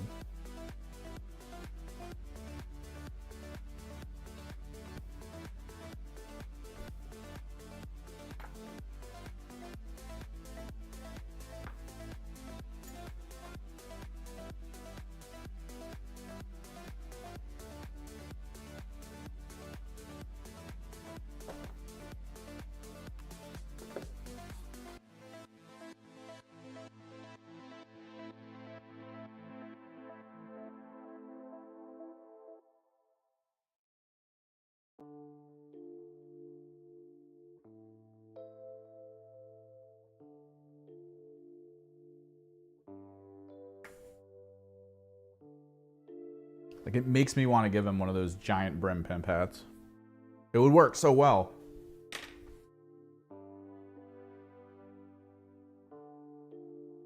I also love the green fill. A little more chartreuse to add. Nom nom nom. Brisket and rice.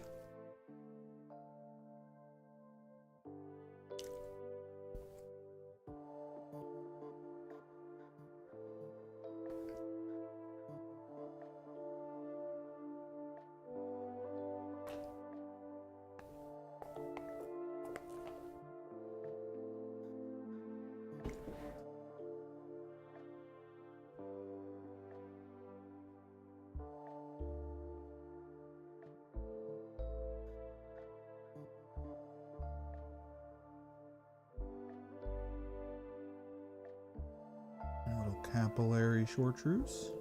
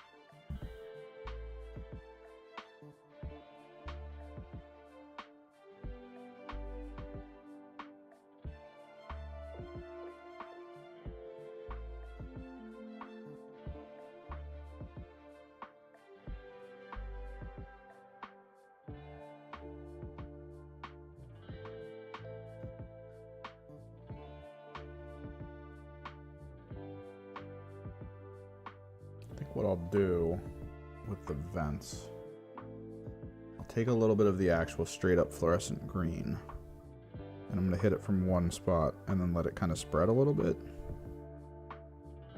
That way it looks almost like a gradient of chartreuse to green.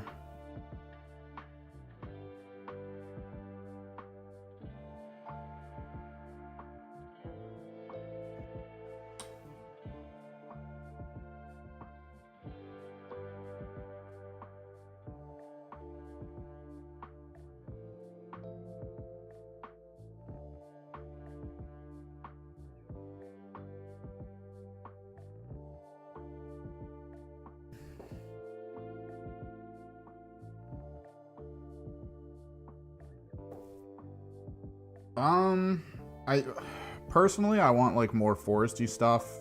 What they're doing with AoS is kind of interesting with the whole, you get like cards every round that change sort of the benefits you have. I think that could apply some fun level of game creation, is to add a little bit more RNG to maybe like the overall mission. They tried it a few times. There's a few decks of cards that came out with the White Dwarf magazines, which, do I have them here? I thought I had them. Oh, they're probably put away in a box. The main thing I think all of us are thinking is going to happen here soon is Kill Team 3.0. I know that's probably like one of the more commonly run videos around the internet, is like, hey man, Kill Team 3.0, it coming. And it probably is. I mean, Kill Team was wildly successful for them.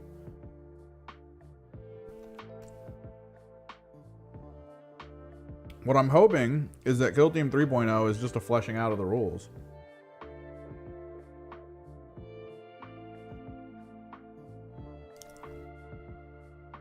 That's all.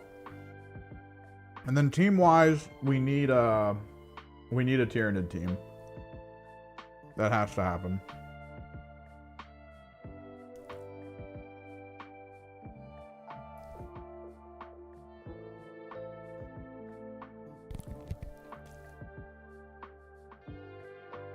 Terrain-wise, I feel like they missed their mark. They kind of missed their mark in a few ways.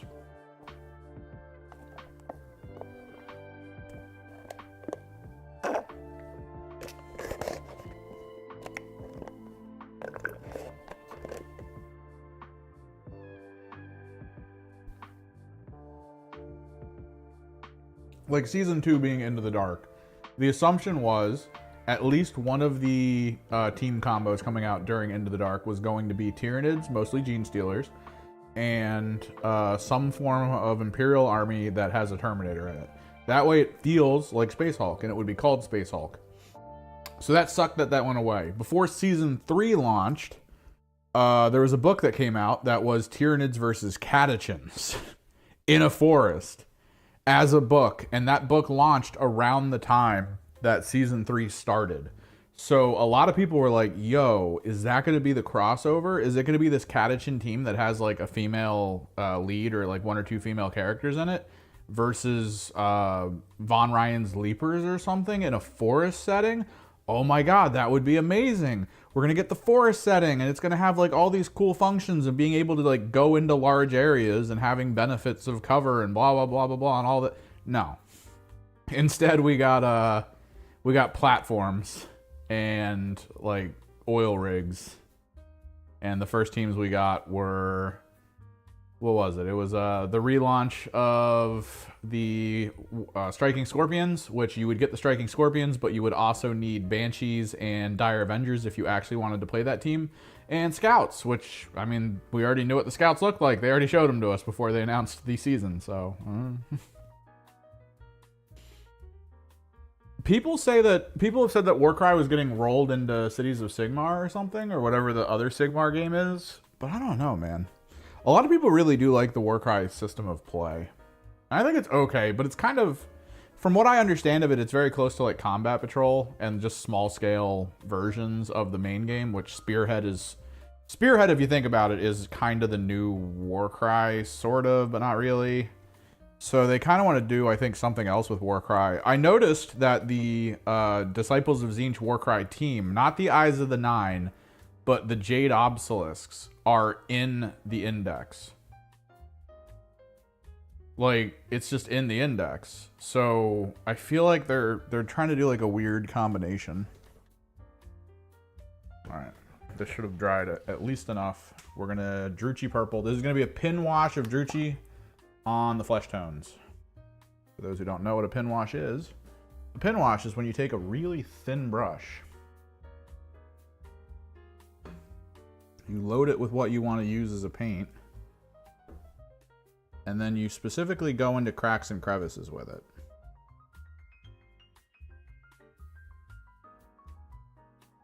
This is normally what I do on my knights, is I usually get some Druchii and I run it around the outer edge of the armor plating.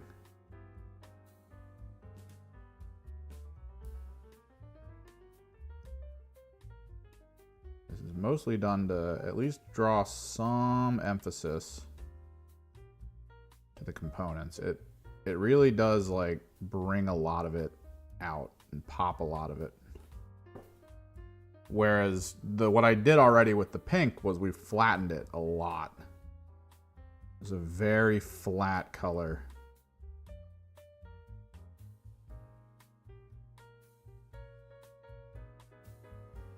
But with the Druchii and the pin wash, we can at least pull some details out.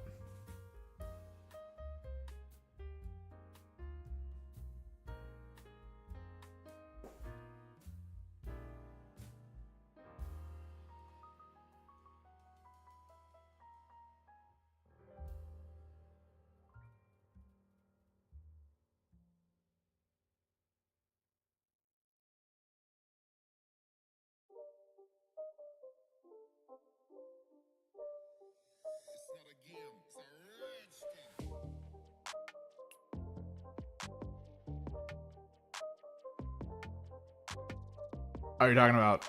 Wait, hang on. I think the big question is what they do. Oh, did they do what they did with Warcry? Yeah, that's the hope. Is that they refine. Because there's a lot that you can point to in the rules right now that creates a lot of gray area. Like, something I've always pointed out, and I'm pretty sure, we're all really sure right now, right, that the team that writes for Age of Sigmar and Age of Sigmar related systems is a completely different team than what writes for the 40K systems. Like, we're pretty sure that's the case, yeah?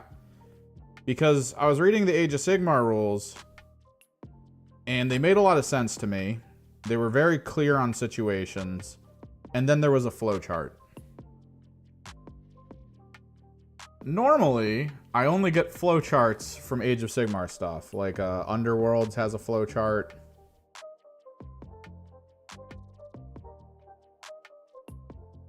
You know, it's specific things that come with flowcharts.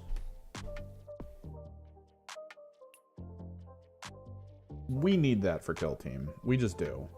The amount of arguments I've had with people over when certain abilities trigger during a game based on them thinking it's one way, but then me having to point out like the 20 things said in Q&A that point to it not being that way. Like, the amount of stuff I've had to be like, look at what they said in the Q&A. What you think happens when it happens, if I apply it to other things, means horrible, crazy shit happens that you cannot really balance around. So if I go by your writing, we have some crazy stuff ahead of us. But if I go by kind of what they hinted at in, like, pocket information that they handed out in Q&A, then we actually have a system that kind of works and has like a little bit of function that I can point to and be like, yeah, this is right.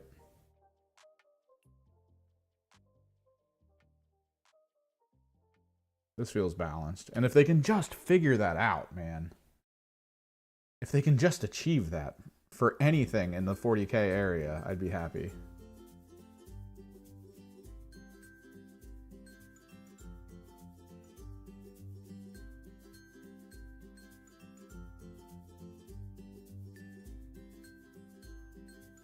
That's all they gotta do. Just fix some stuff.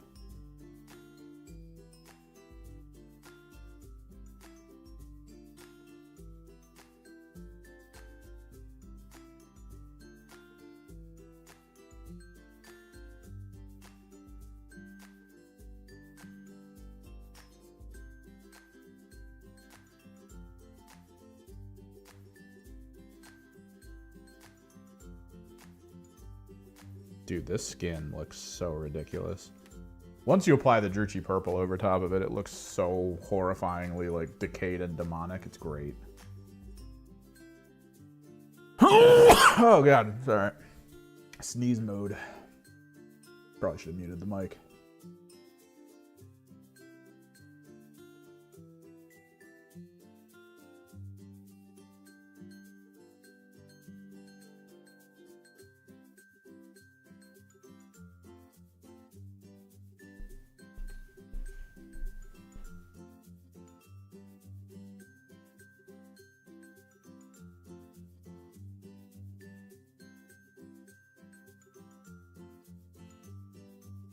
Supposedly the games start for the league tomorrow. I thought they started Sunday because I thought that's what someone said.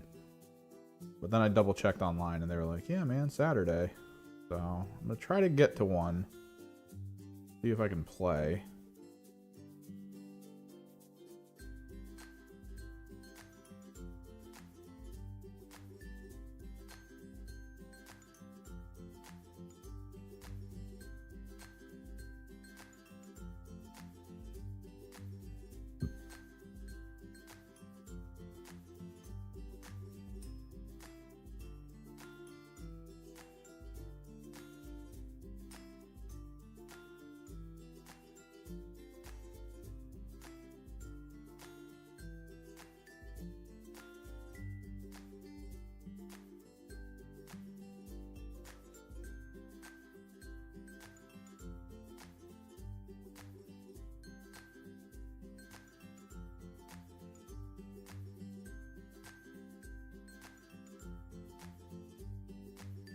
Dude, Vash really does just give off Doom Eternal vibes.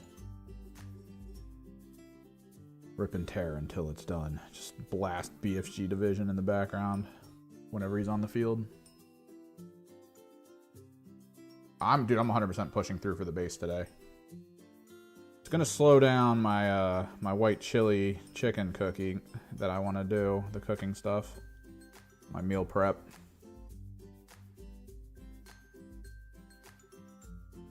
But like 100%, I want to get to the base. I even want to finish the OSL. I want him to be done today.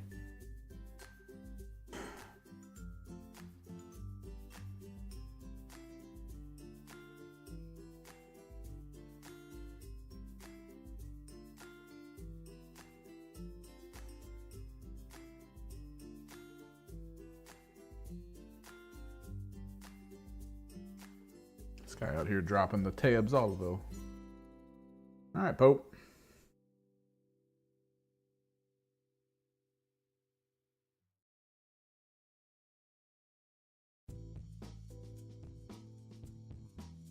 Casting curses on me.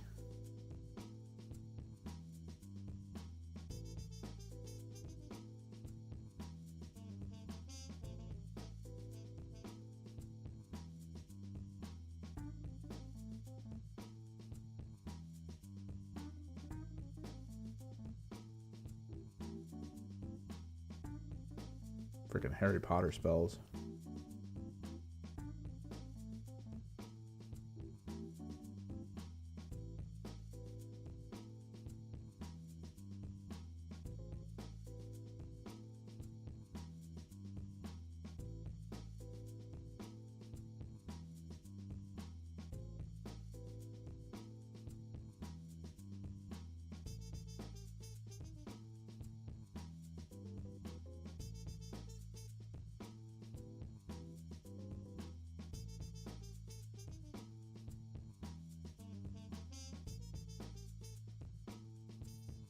Like we're done most of his upper body.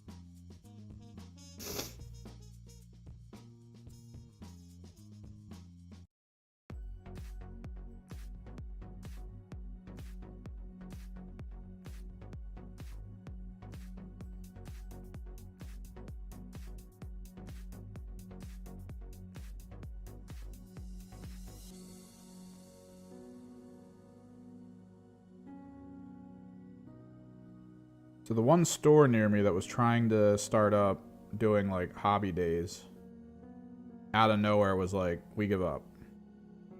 And then one day they decided, oh, we'll try again. One more time. One last time we're going to try it. And apparently people are going. The problem is it's night. It's actually a huge issue for me because it's always a night of the week where I just like can't, right? Like if I go and something starts becoming like really cool and I'm going to want to stay, I just can't stay because I got to get home and edit.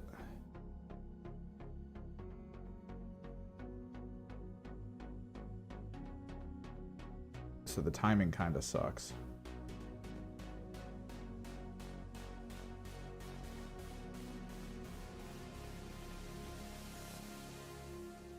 Boom.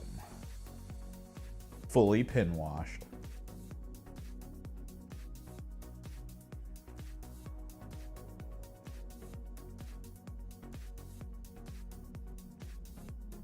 Wait, what? Does your work like have a lunchtime and they tell everyone when to do it and then they just keep forgetting you exist? That fucking sucks. What even is that?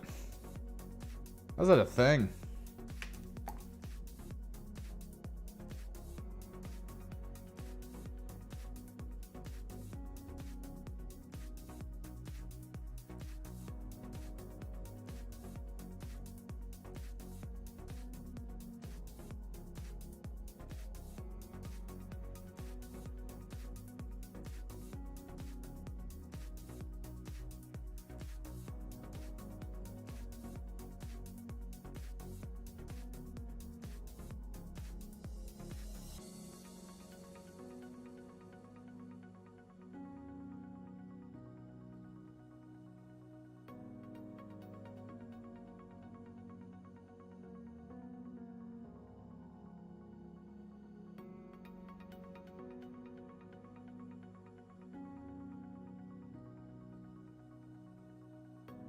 No, yeah, that's a huge problem. They say they have some stuff. Like, they'll have places for you to, like, dunk your brushes. Like, they've got the water things.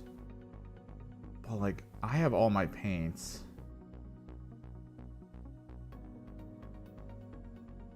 And the problem is I need to pack, right? I need to pack the proper stuff. And if I'm not thinking clearly, I'm not going to bring everything that matters, which means I'm not going to have my corrective paints with me. So if I screw up and I'm like, oh, I can't really continue unless I fix this, then I'm kind of screwed, right? Like, it's kind of the end of me painting then, I guess.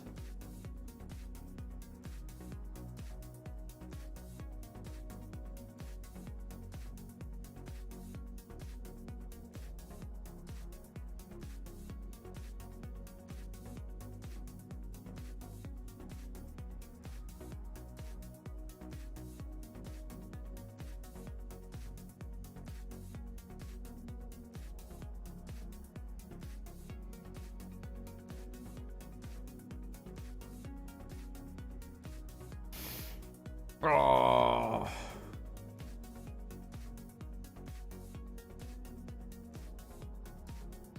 Wait, that still sucks. Do you like work in a closet? Do they not know you're there?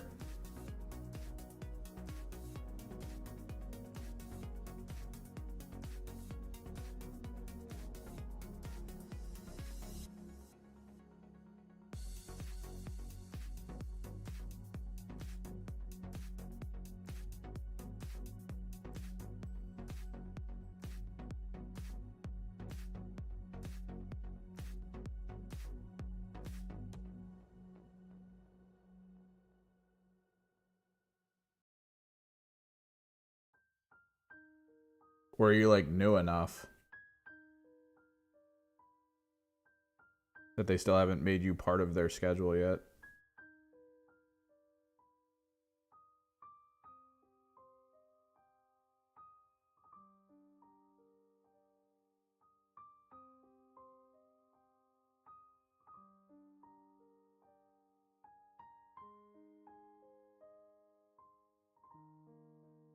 Don't need to get all the way in there because I do plan on sort of OSLing. That middle area.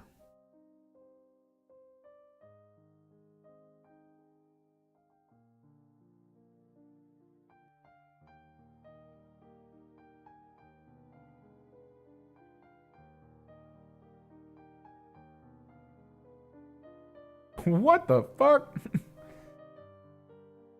Why did they forget you? Who'd you hurt? Did you recently fire someone? Like, this is seeming a little sus. Is this like a revenge? Let's not get this guy food, or?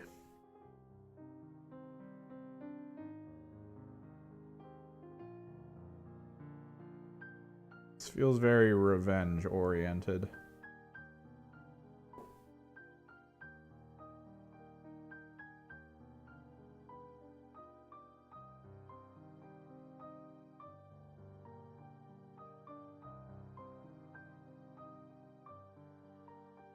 Like, what you've described is something I would do to someone that I'm mad at. Alright, this can be thrown out. Because now it's just the red, and that is it.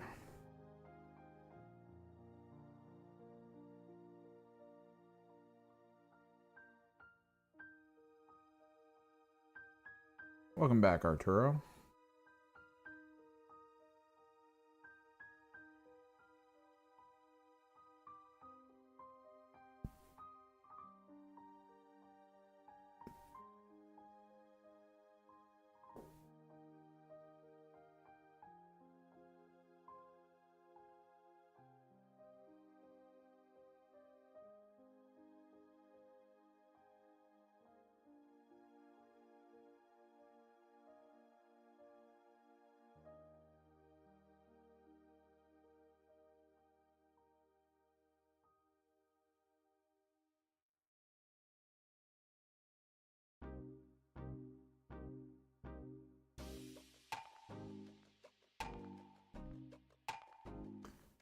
I mean, I'm right there with you, though, Shammy. That job I was talking about earlier, even, like, the regular employees at it. Like, I talked to them in the store.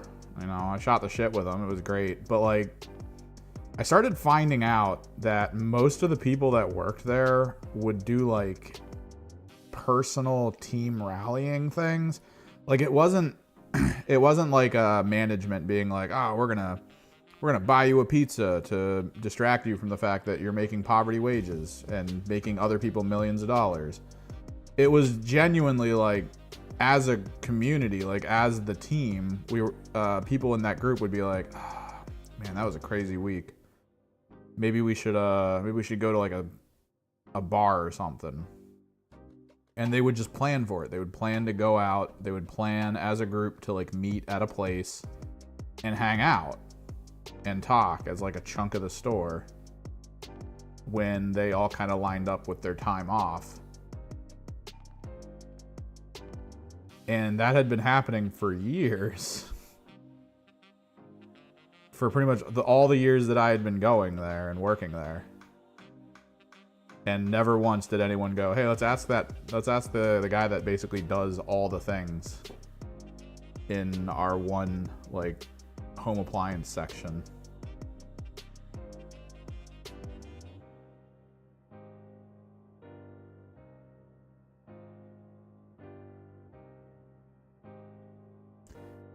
But it was like a weird situation for that. Like, it's one of those things where you feel like it's more just about how society works as a general thing. Because I remember at one point, I was up ringing register, and one of the people at the registers who was clocking out walked by and went, why do I never see you at the the gatherings at like this bar that we usually go to after hours? I was like, what? What are you talking about?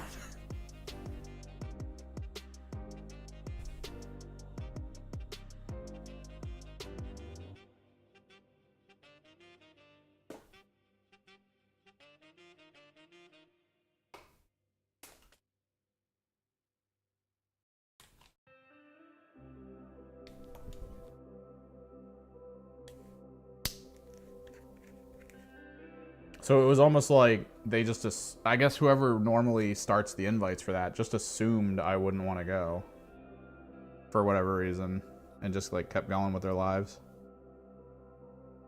Let me get the Titan buff on these skeleton heads because we're going to need to hit them with a different texture paste or contrast paste.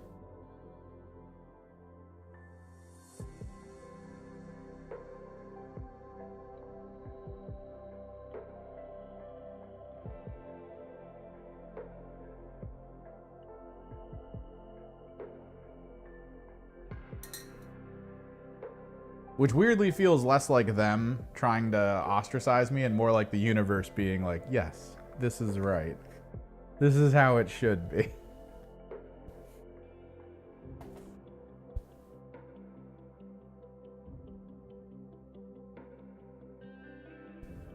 Where's my Zamasi desert? Where you at, Zamasi?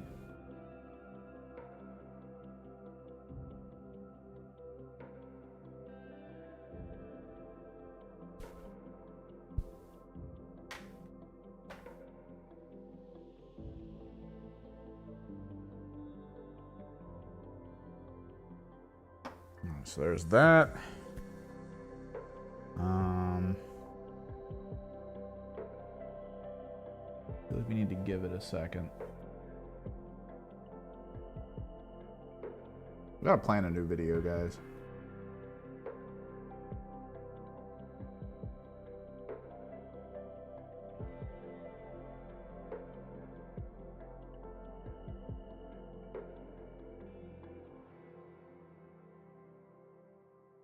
I'm trying to get a lot of video tomorrow at the event. Maybe we'll do a spearhead overview.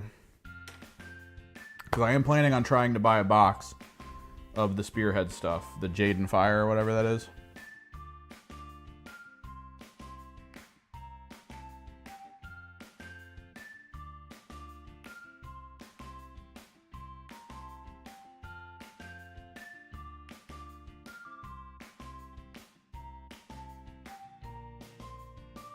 And if I can get enough video of me playing Spearhead, I think it'll work out.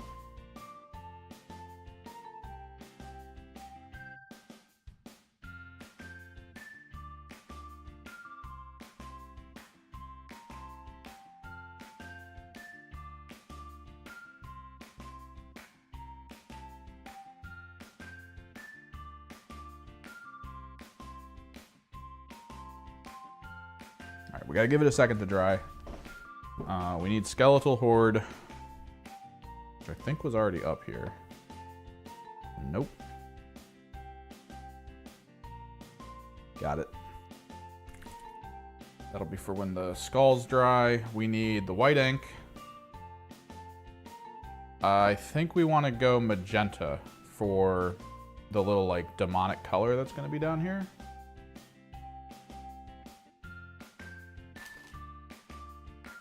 So fluorescent magenta.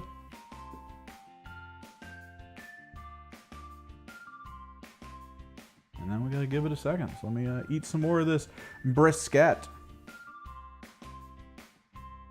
So who's going what in AoS in here, if anyone?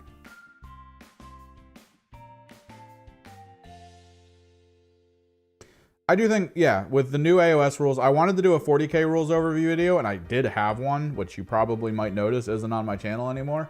It's because that was at a point in my life where I was like really mad that I wasn't getting rules ahead of time, because if you'll notice on YouTube, people getting stuff ahead of time and being able to post it before others, massive bonus for them. I should still do it, and I should still do it with the flair that I try to apply to my rules videos, because I feel like people respond to them better than most. So I gotta kind of think about that. Is there a brighter pink? Do I have a brighter pink? No, I've got a darker pink. Okay.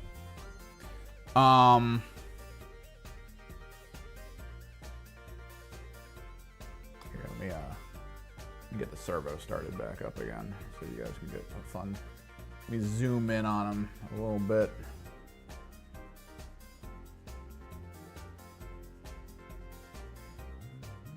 kick up the, there you go.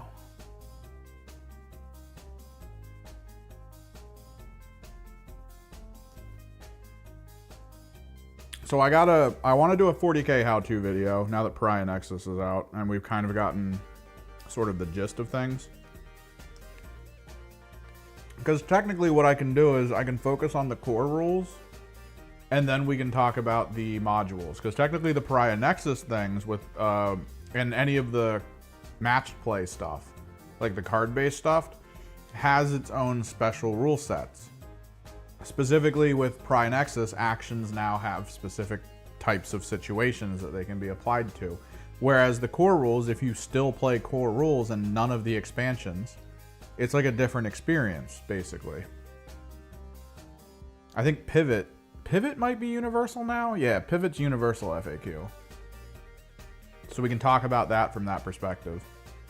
But then AoS is going to be the same way. We'll be able to go section by section with AoS. I'll have some example stuff to show you. Basically, it's going to be like Kyrics versus demons and stuff like that. So you guys can kind of see how stuff works. I've got some monsters to play with. I don't have any war machines, though.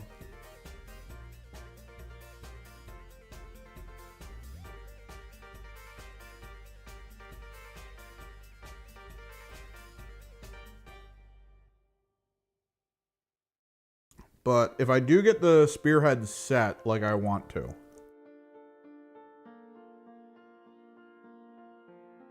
what's going to end up happening is I'll be able to put together a how to play spearhead video.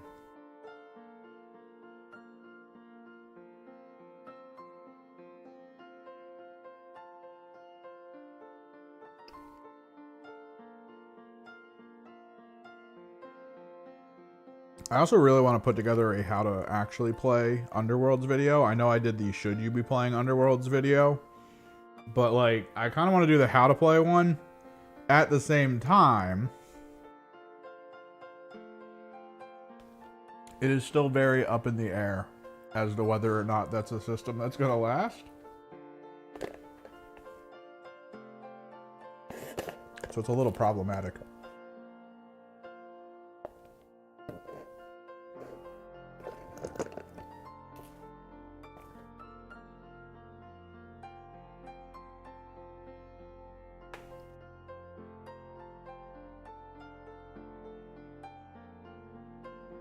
I'm still pretty sure this is nowhere close to dry.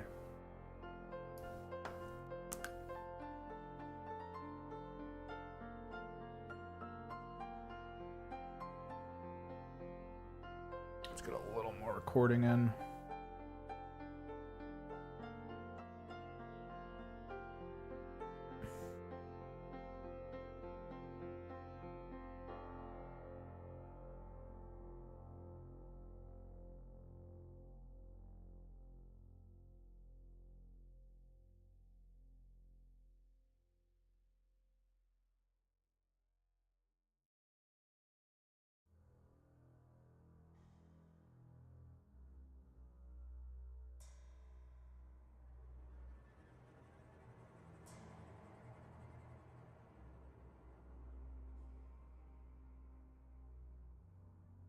The mossy desert.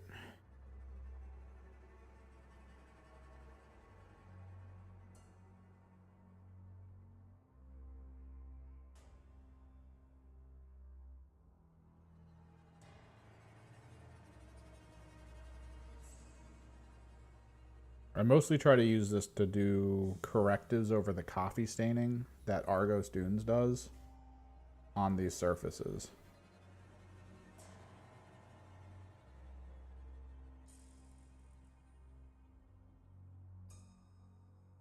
You don't want to cover too much because you do want some of the color change and difference from below.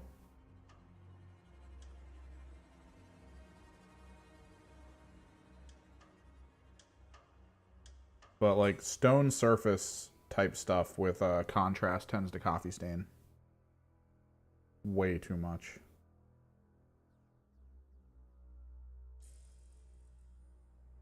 as well, the actual like sand texture contrast paint gets a little too dark in my opinion, because technically it starts in like an area of gray instead of white. So to try to normalize it out with like a standard surface dry brush color feels like a good idea.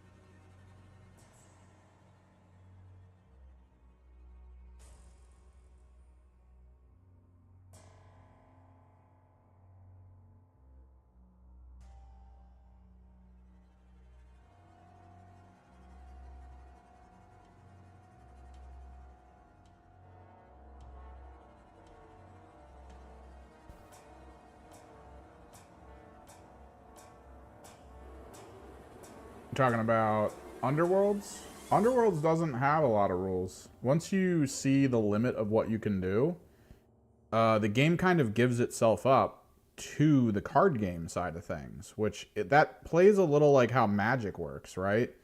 Is Magic will tell you the sequence of play, and you're like, oh, cool.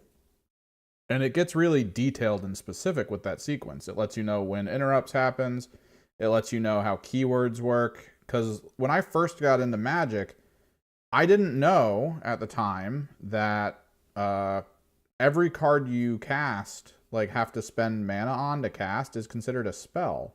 I thought spell was an actual keyword on a card. So when counters existed and were like counter a spell, I assumed as a kid that that was explicitly cards that said spell. So that was what I had in my head until one day I was playing someone at the store and they were like, you have a lot of counters. Why aren't you countering my stuff? I was like, well, you haven't played a spell yet. And he was like, oh. Oh, you didn't know. Oh. And then told me that, like, yeah, pretty much anything that costs mana or has any kind of cost associated with it is considered a spell. You can counter all of that. And I was like, oh, shit. And then from that day forward, I was a fan of counter decks, and I was a fan of mill decks. Like, you make me counter, you make me mill, I'm in.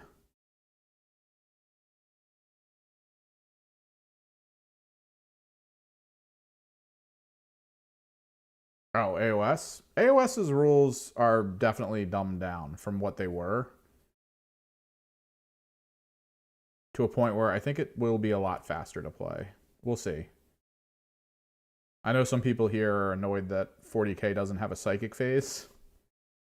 Well, play AoS, because AoS has a hero phase, and a hero phase is basically a psychic phase. The reason people actually kind of like the hero phase is because even if you're not a spell casting army, there's stuff you can do in the hero phase. Most armies have a hero phase function. So, like, it's perfectly fine. This guy's gonna play Skaven. Shammy, get him. Hit him with your rats.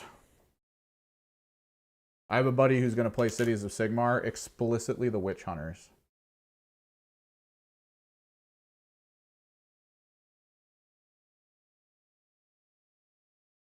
Oh no, that's Dunes. What am I doing?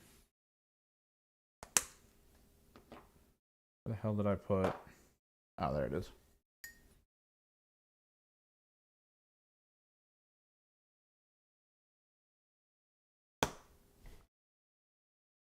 What's Shammy doing? I think he's missing his opportunity. Maybe he's yelling at the people who didn't get him food. Let me get some music going. You didn't see Arturo say he wants to play Skaven? Rats!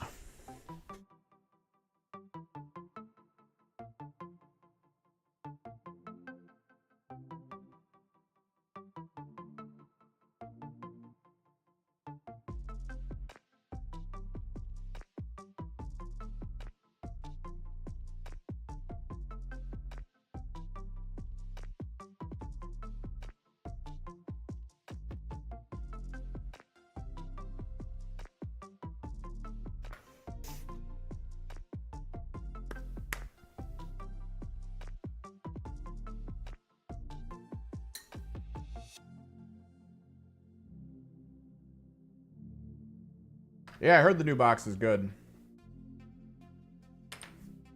All right. We got some stuff to do. I'm hoping I don't need to put the splash up, the splash guard, because I don't want to. There's a lot of stuff on this desk. We're gonna try to keep the area I'm about to airbrush in fairly clear of issues. Stop recording so I can start recording for the airbrush part.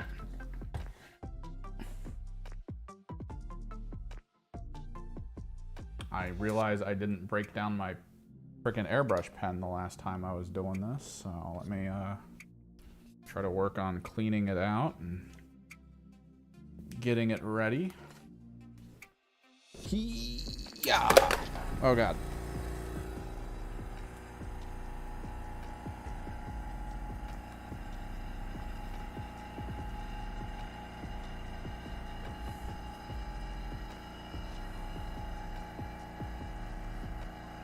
Oh dude, that's a lot of Skaven for 75 bucks.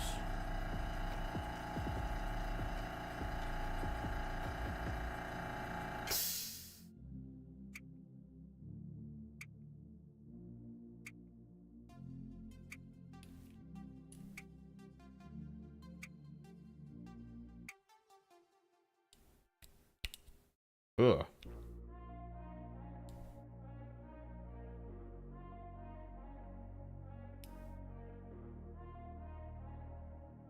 Yeah, this is why I try to remove this.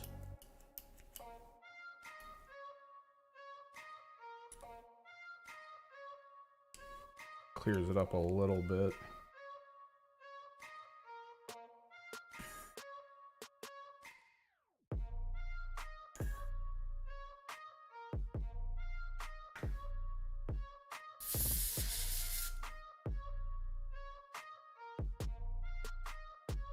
It's a fun game, and I do think some of the changes they've made make it better.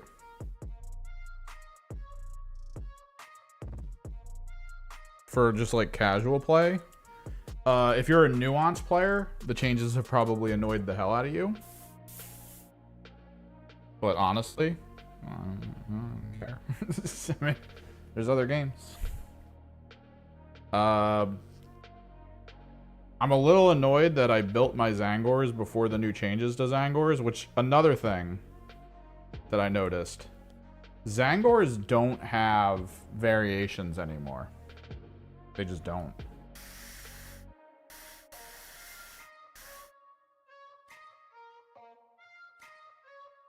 Let me back this out a little bit.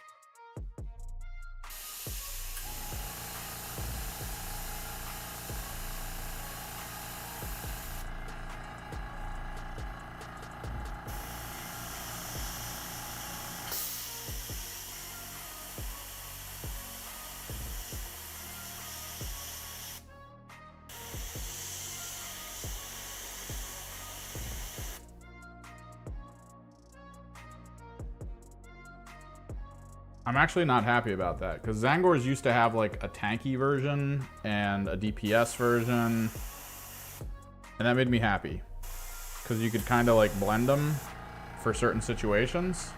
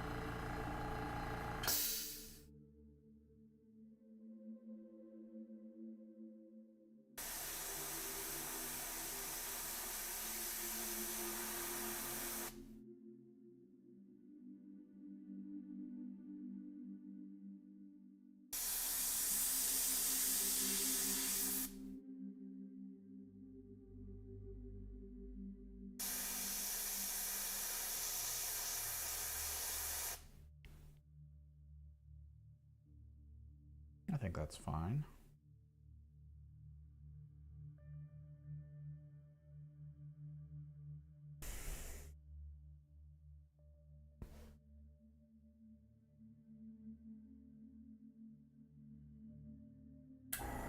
Like, I actually don't know what to do with my Disciples of Zinch.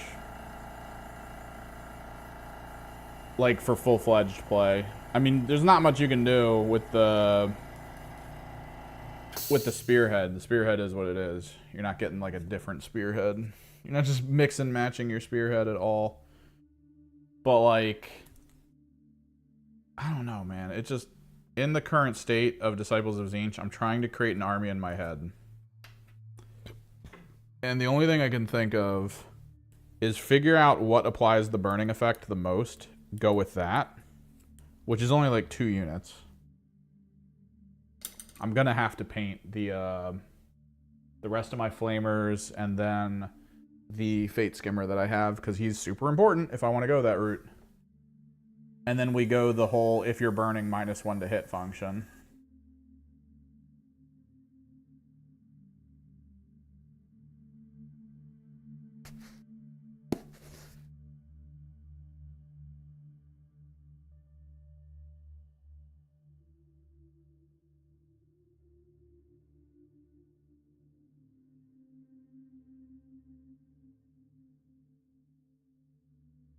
I'm doing magenta.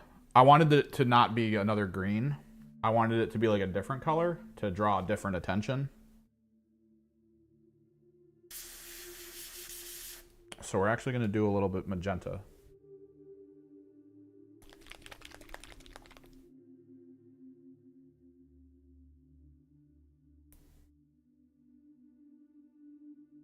And yeah, you always hit with white first. Because if you leave it dark, you're not going to get bright. Because most of the times, these fluorescent colors that I use are very transparent. So it'll be there, but it'll be a lot darker than you would want.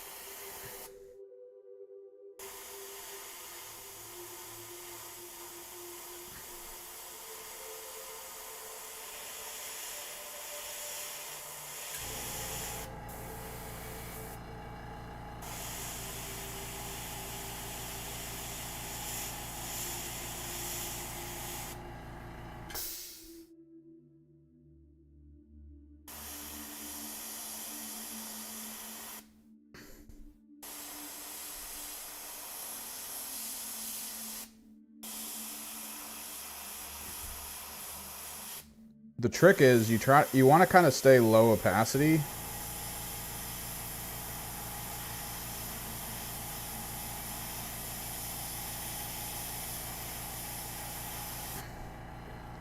For a good chunk of it. That way you can try to limit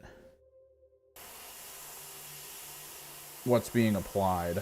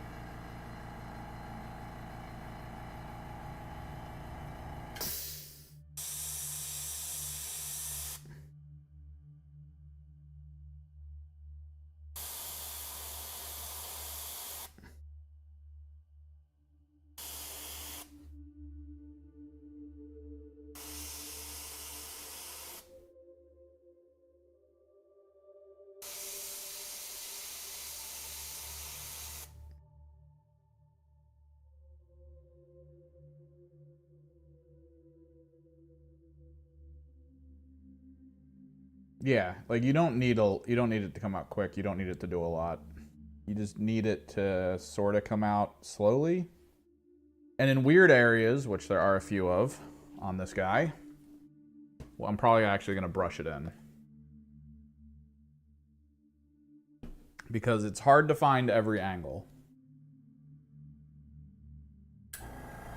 Sometimes the model lets you OSL easily, but with this type of situation where there's like all these little things going on, there's an element of it where I'm like, I should probably get some magenta on a brush and just get in there.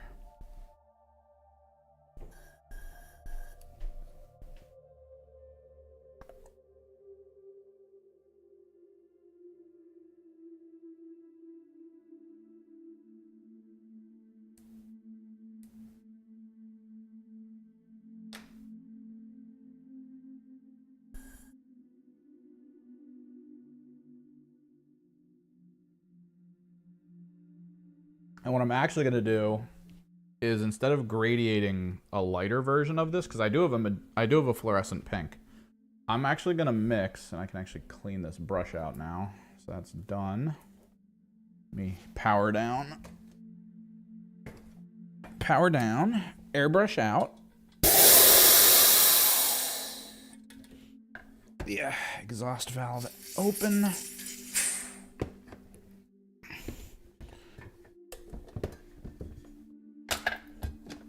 Go. Let me actually break this down so that it doesn't get weird like it did today. Because I do need to airbrush again soon.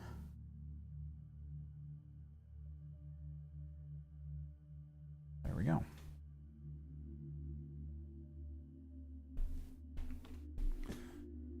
What we're going to do here, get a little magenta on my palette.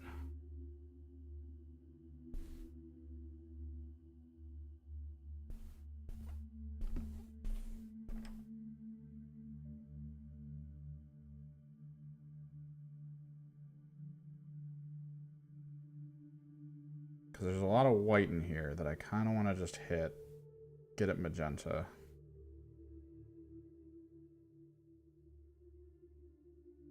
It's hard to get to the angle without hitting things you don't want to hit. Like, to get to this angle, I would have to hit the front part of here, which I didn't want to do.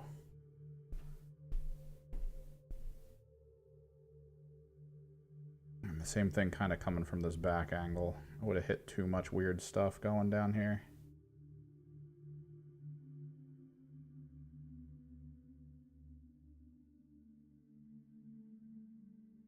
I did get some spatter effect because I kept my pressure too low for the type of paint going out of it.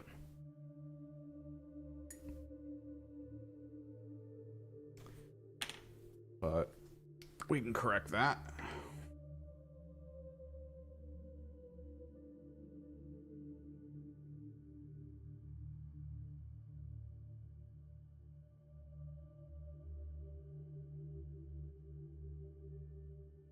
Through simple dry brush.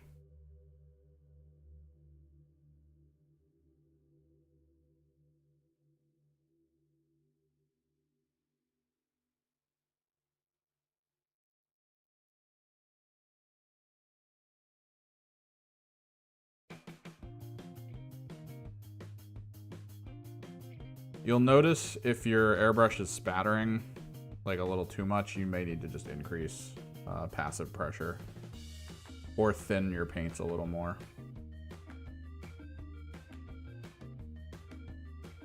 Kind of the general gist of stuff to do.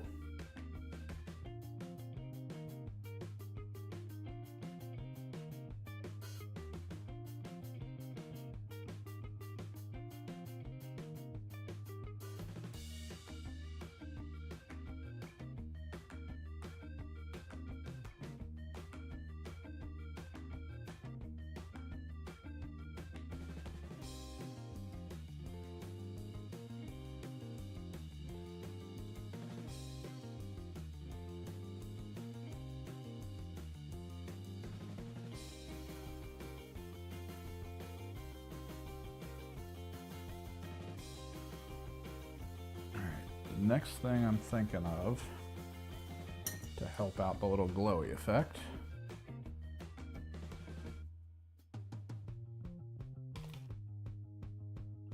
It's actually a twofold thing. We're gonna mix Pro Acryl White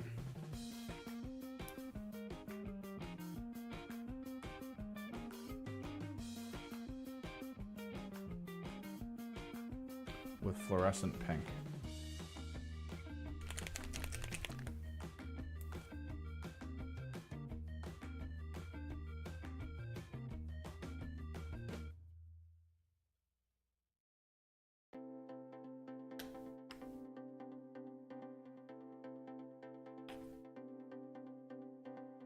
Oh yeah, man, I put it on his claws and everything.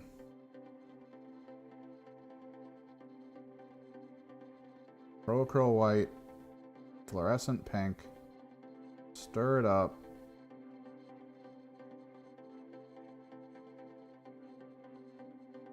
It'll push it towards a really light pink. Kind of what I want.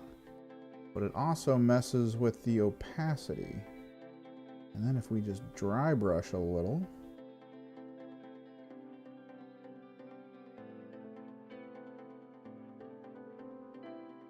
Trying to centralize around this middle crevice.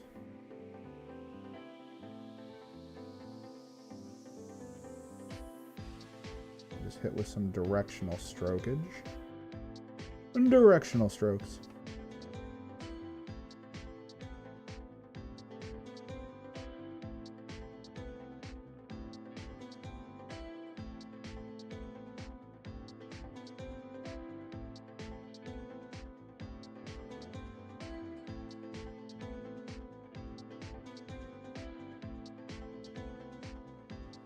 Because the airbrush will try to apply stuff smoothly, right? Like, that's how airbrushes work. It just wants to do a smooth application of a color. If you want to add texture to whatever you're working on, dry brush.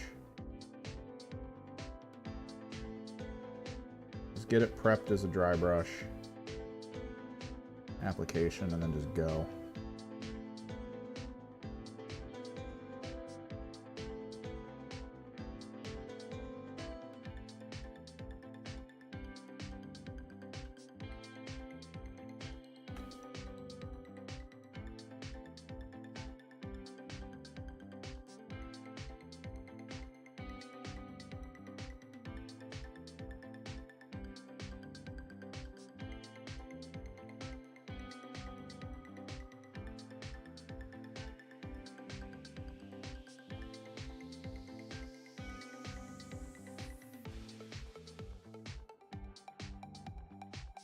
Texture can be imitated through dry brush using like some extra means, but honestly, if you really need to do it, just simple little dry brush strokes.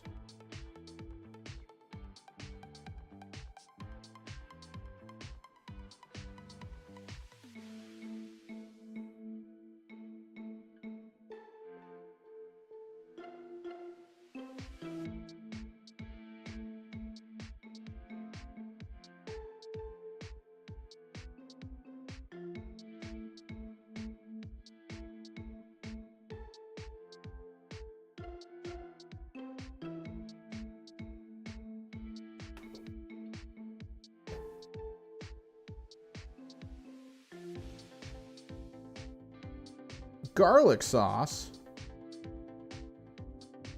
You're reminding me, I gotta grab garlic for my chili I'm gonna make today.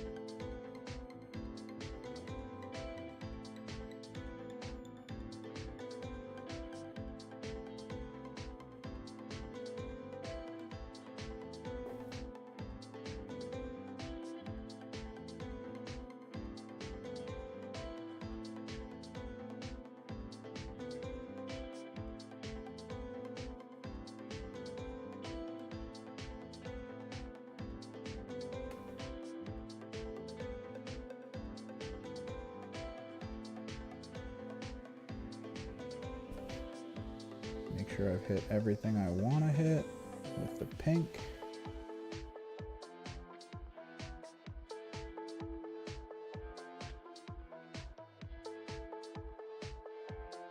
I've mixed way too much of it. That's fine.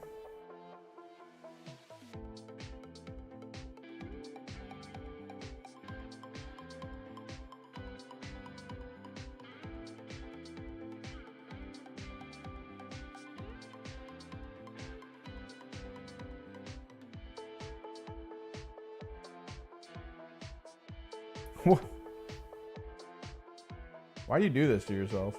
Time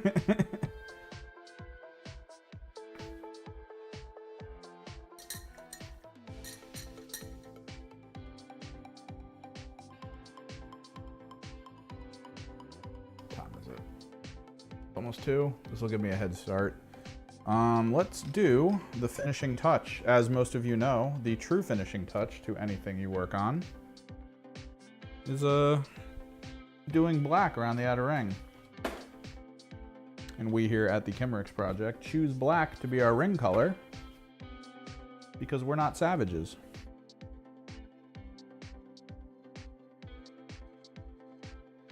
We are people of refined taste.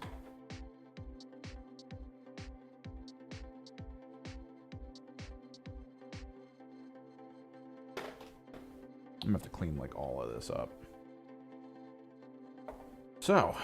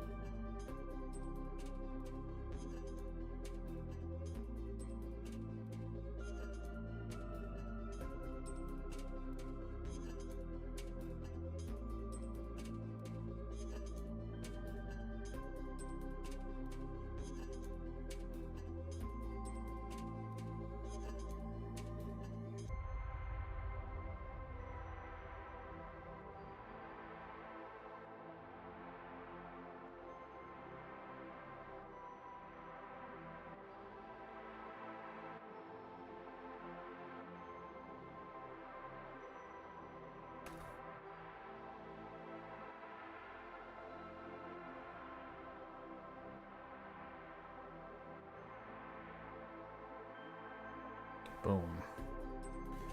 All right, the last thing we're gonna do for you guys, for your viewing pleasure. Where did I put it in there. So that means,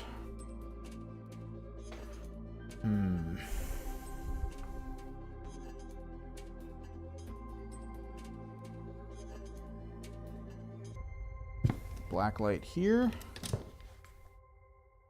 Turntable. Where you at, turntable? Where you at, turntable? There you are.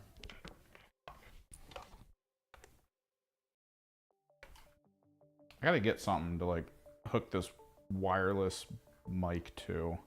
Either that or I gotta look into those smaller Bluetooth ones that are all in one. Cause I have a charged box that then connects to the lapel mic.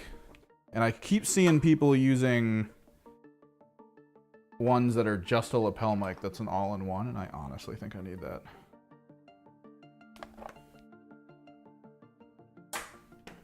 I need that in my life.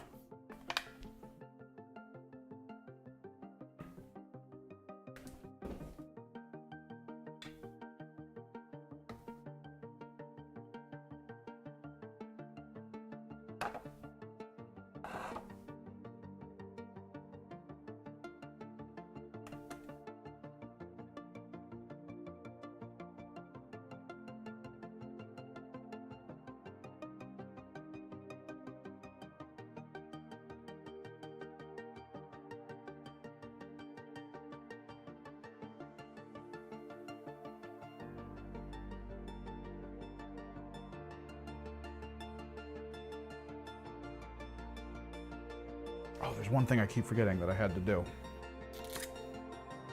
Like, I remember it for a split second, and then the thought goes away every single time. Where is it? It was here?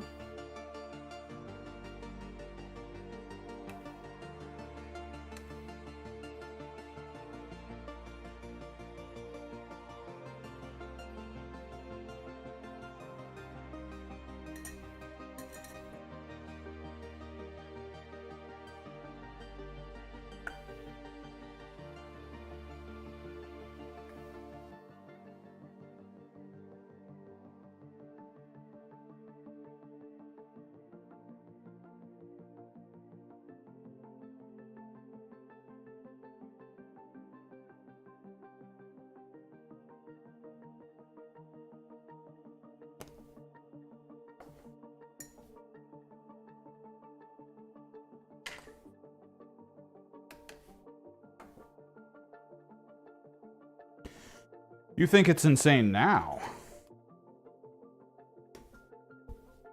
Where's my black light?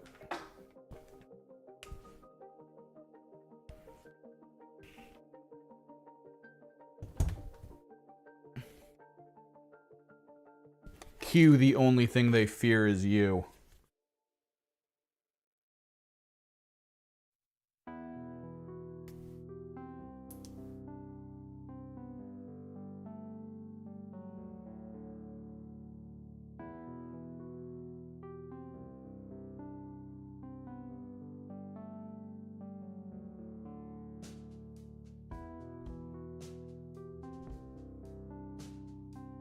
Turn this way down.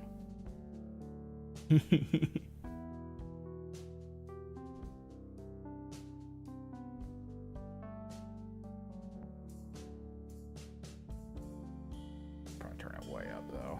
That way you guys can get the full effect. If I turn this one on just slightly and turn this down a little bit.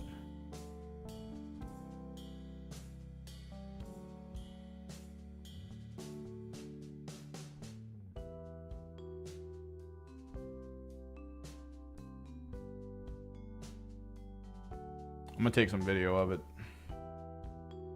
Yeah.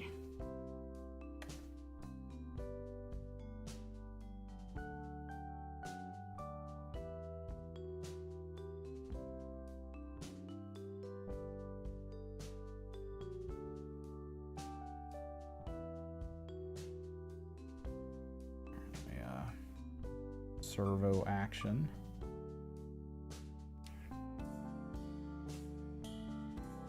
I like that the pink kind of reacts. Like the pink isn't, oh, it's not fluorescent.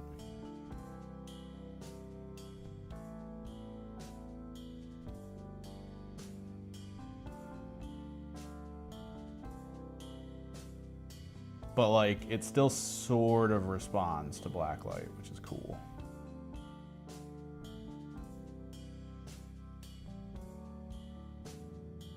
I take commissions. I'll do it. It'll cost you some money. Is a Vermin Queen like the little one, or is it a big one? Because monsters are different pricing than regular. And then the amount of effort I'm gonna put in. Like if we're gonna do like crazy stuff to it, we'll also further increase the pricing, but. Because the one that I'm thinking of doing for the local guy, I'm gonna give him like a couple prices to choose from. Because there's one that's gonna involve me wiring up his Great Unclean one with fluorescence or with blacklight LEDs so that the fluorescents actually work in just general view, because there's gonna be blacklight LEDs all over the place. Yeah, doing a monster paint job starts at probably about, I'm thinking for me and how I do things, it'll be about 150 for monsters at like a base level. That'll usually involve like the general monster and then kind of like an overarching system. Like maybe I'll underglow it, maybe I won't. It just depends on how I feel with the model. We will put effort in to, or I'll put effort in to try to like properly render the model itself. Kind of like what we did here. But yeah, it could be cool. I'm gonna get some video though. I gotta call my parents and figure out where the hell they put the crock pot they have, because it's not where I thought it was. And then I need to go get a bunch of stuff at the grocery store so I can make some chili, because I really want some chili and it takes about 2 hours to make. Crock pot style. This was fun. So the leader's done. We have 3 warp smiths to do. And then I have stuff to prime and paint. So we're nowhere near done here. We've also got gene stealers that I gotta work on for my GSC as well. We have to build neophytes before we even paint the GSC. Let me take a look. Oh, it's one of these. Ooh, okay. The positioning and shape of the character would actually be really good for underglow, which means I would use an underglow method on her. It would either be post-painting or pre-painting, and I think pre-painting would be best, because then I could just do the whole thing as a glow, and then I'll hit it from above with like a dark purple, and then we'll work off of the dark purple for actual paint for like flesh tones and stuff. But yeah. I'll try to get some pics of the Age of Sigmar event tomorrow. Hopefully I can get my hands on a box of Jade and Fire. I might swing by a local store to see if they have it, but I think that's not actually gonna really be out until Saturday, right? So I probably can't even pick it up till I get to the store. But yeah, Vash door, baby. Feeling it. Hopefully I'll see you guys next week. See what's up. Hopefully I can get some videos started. I gotta think of some. But yeah, till next time, guys. Later.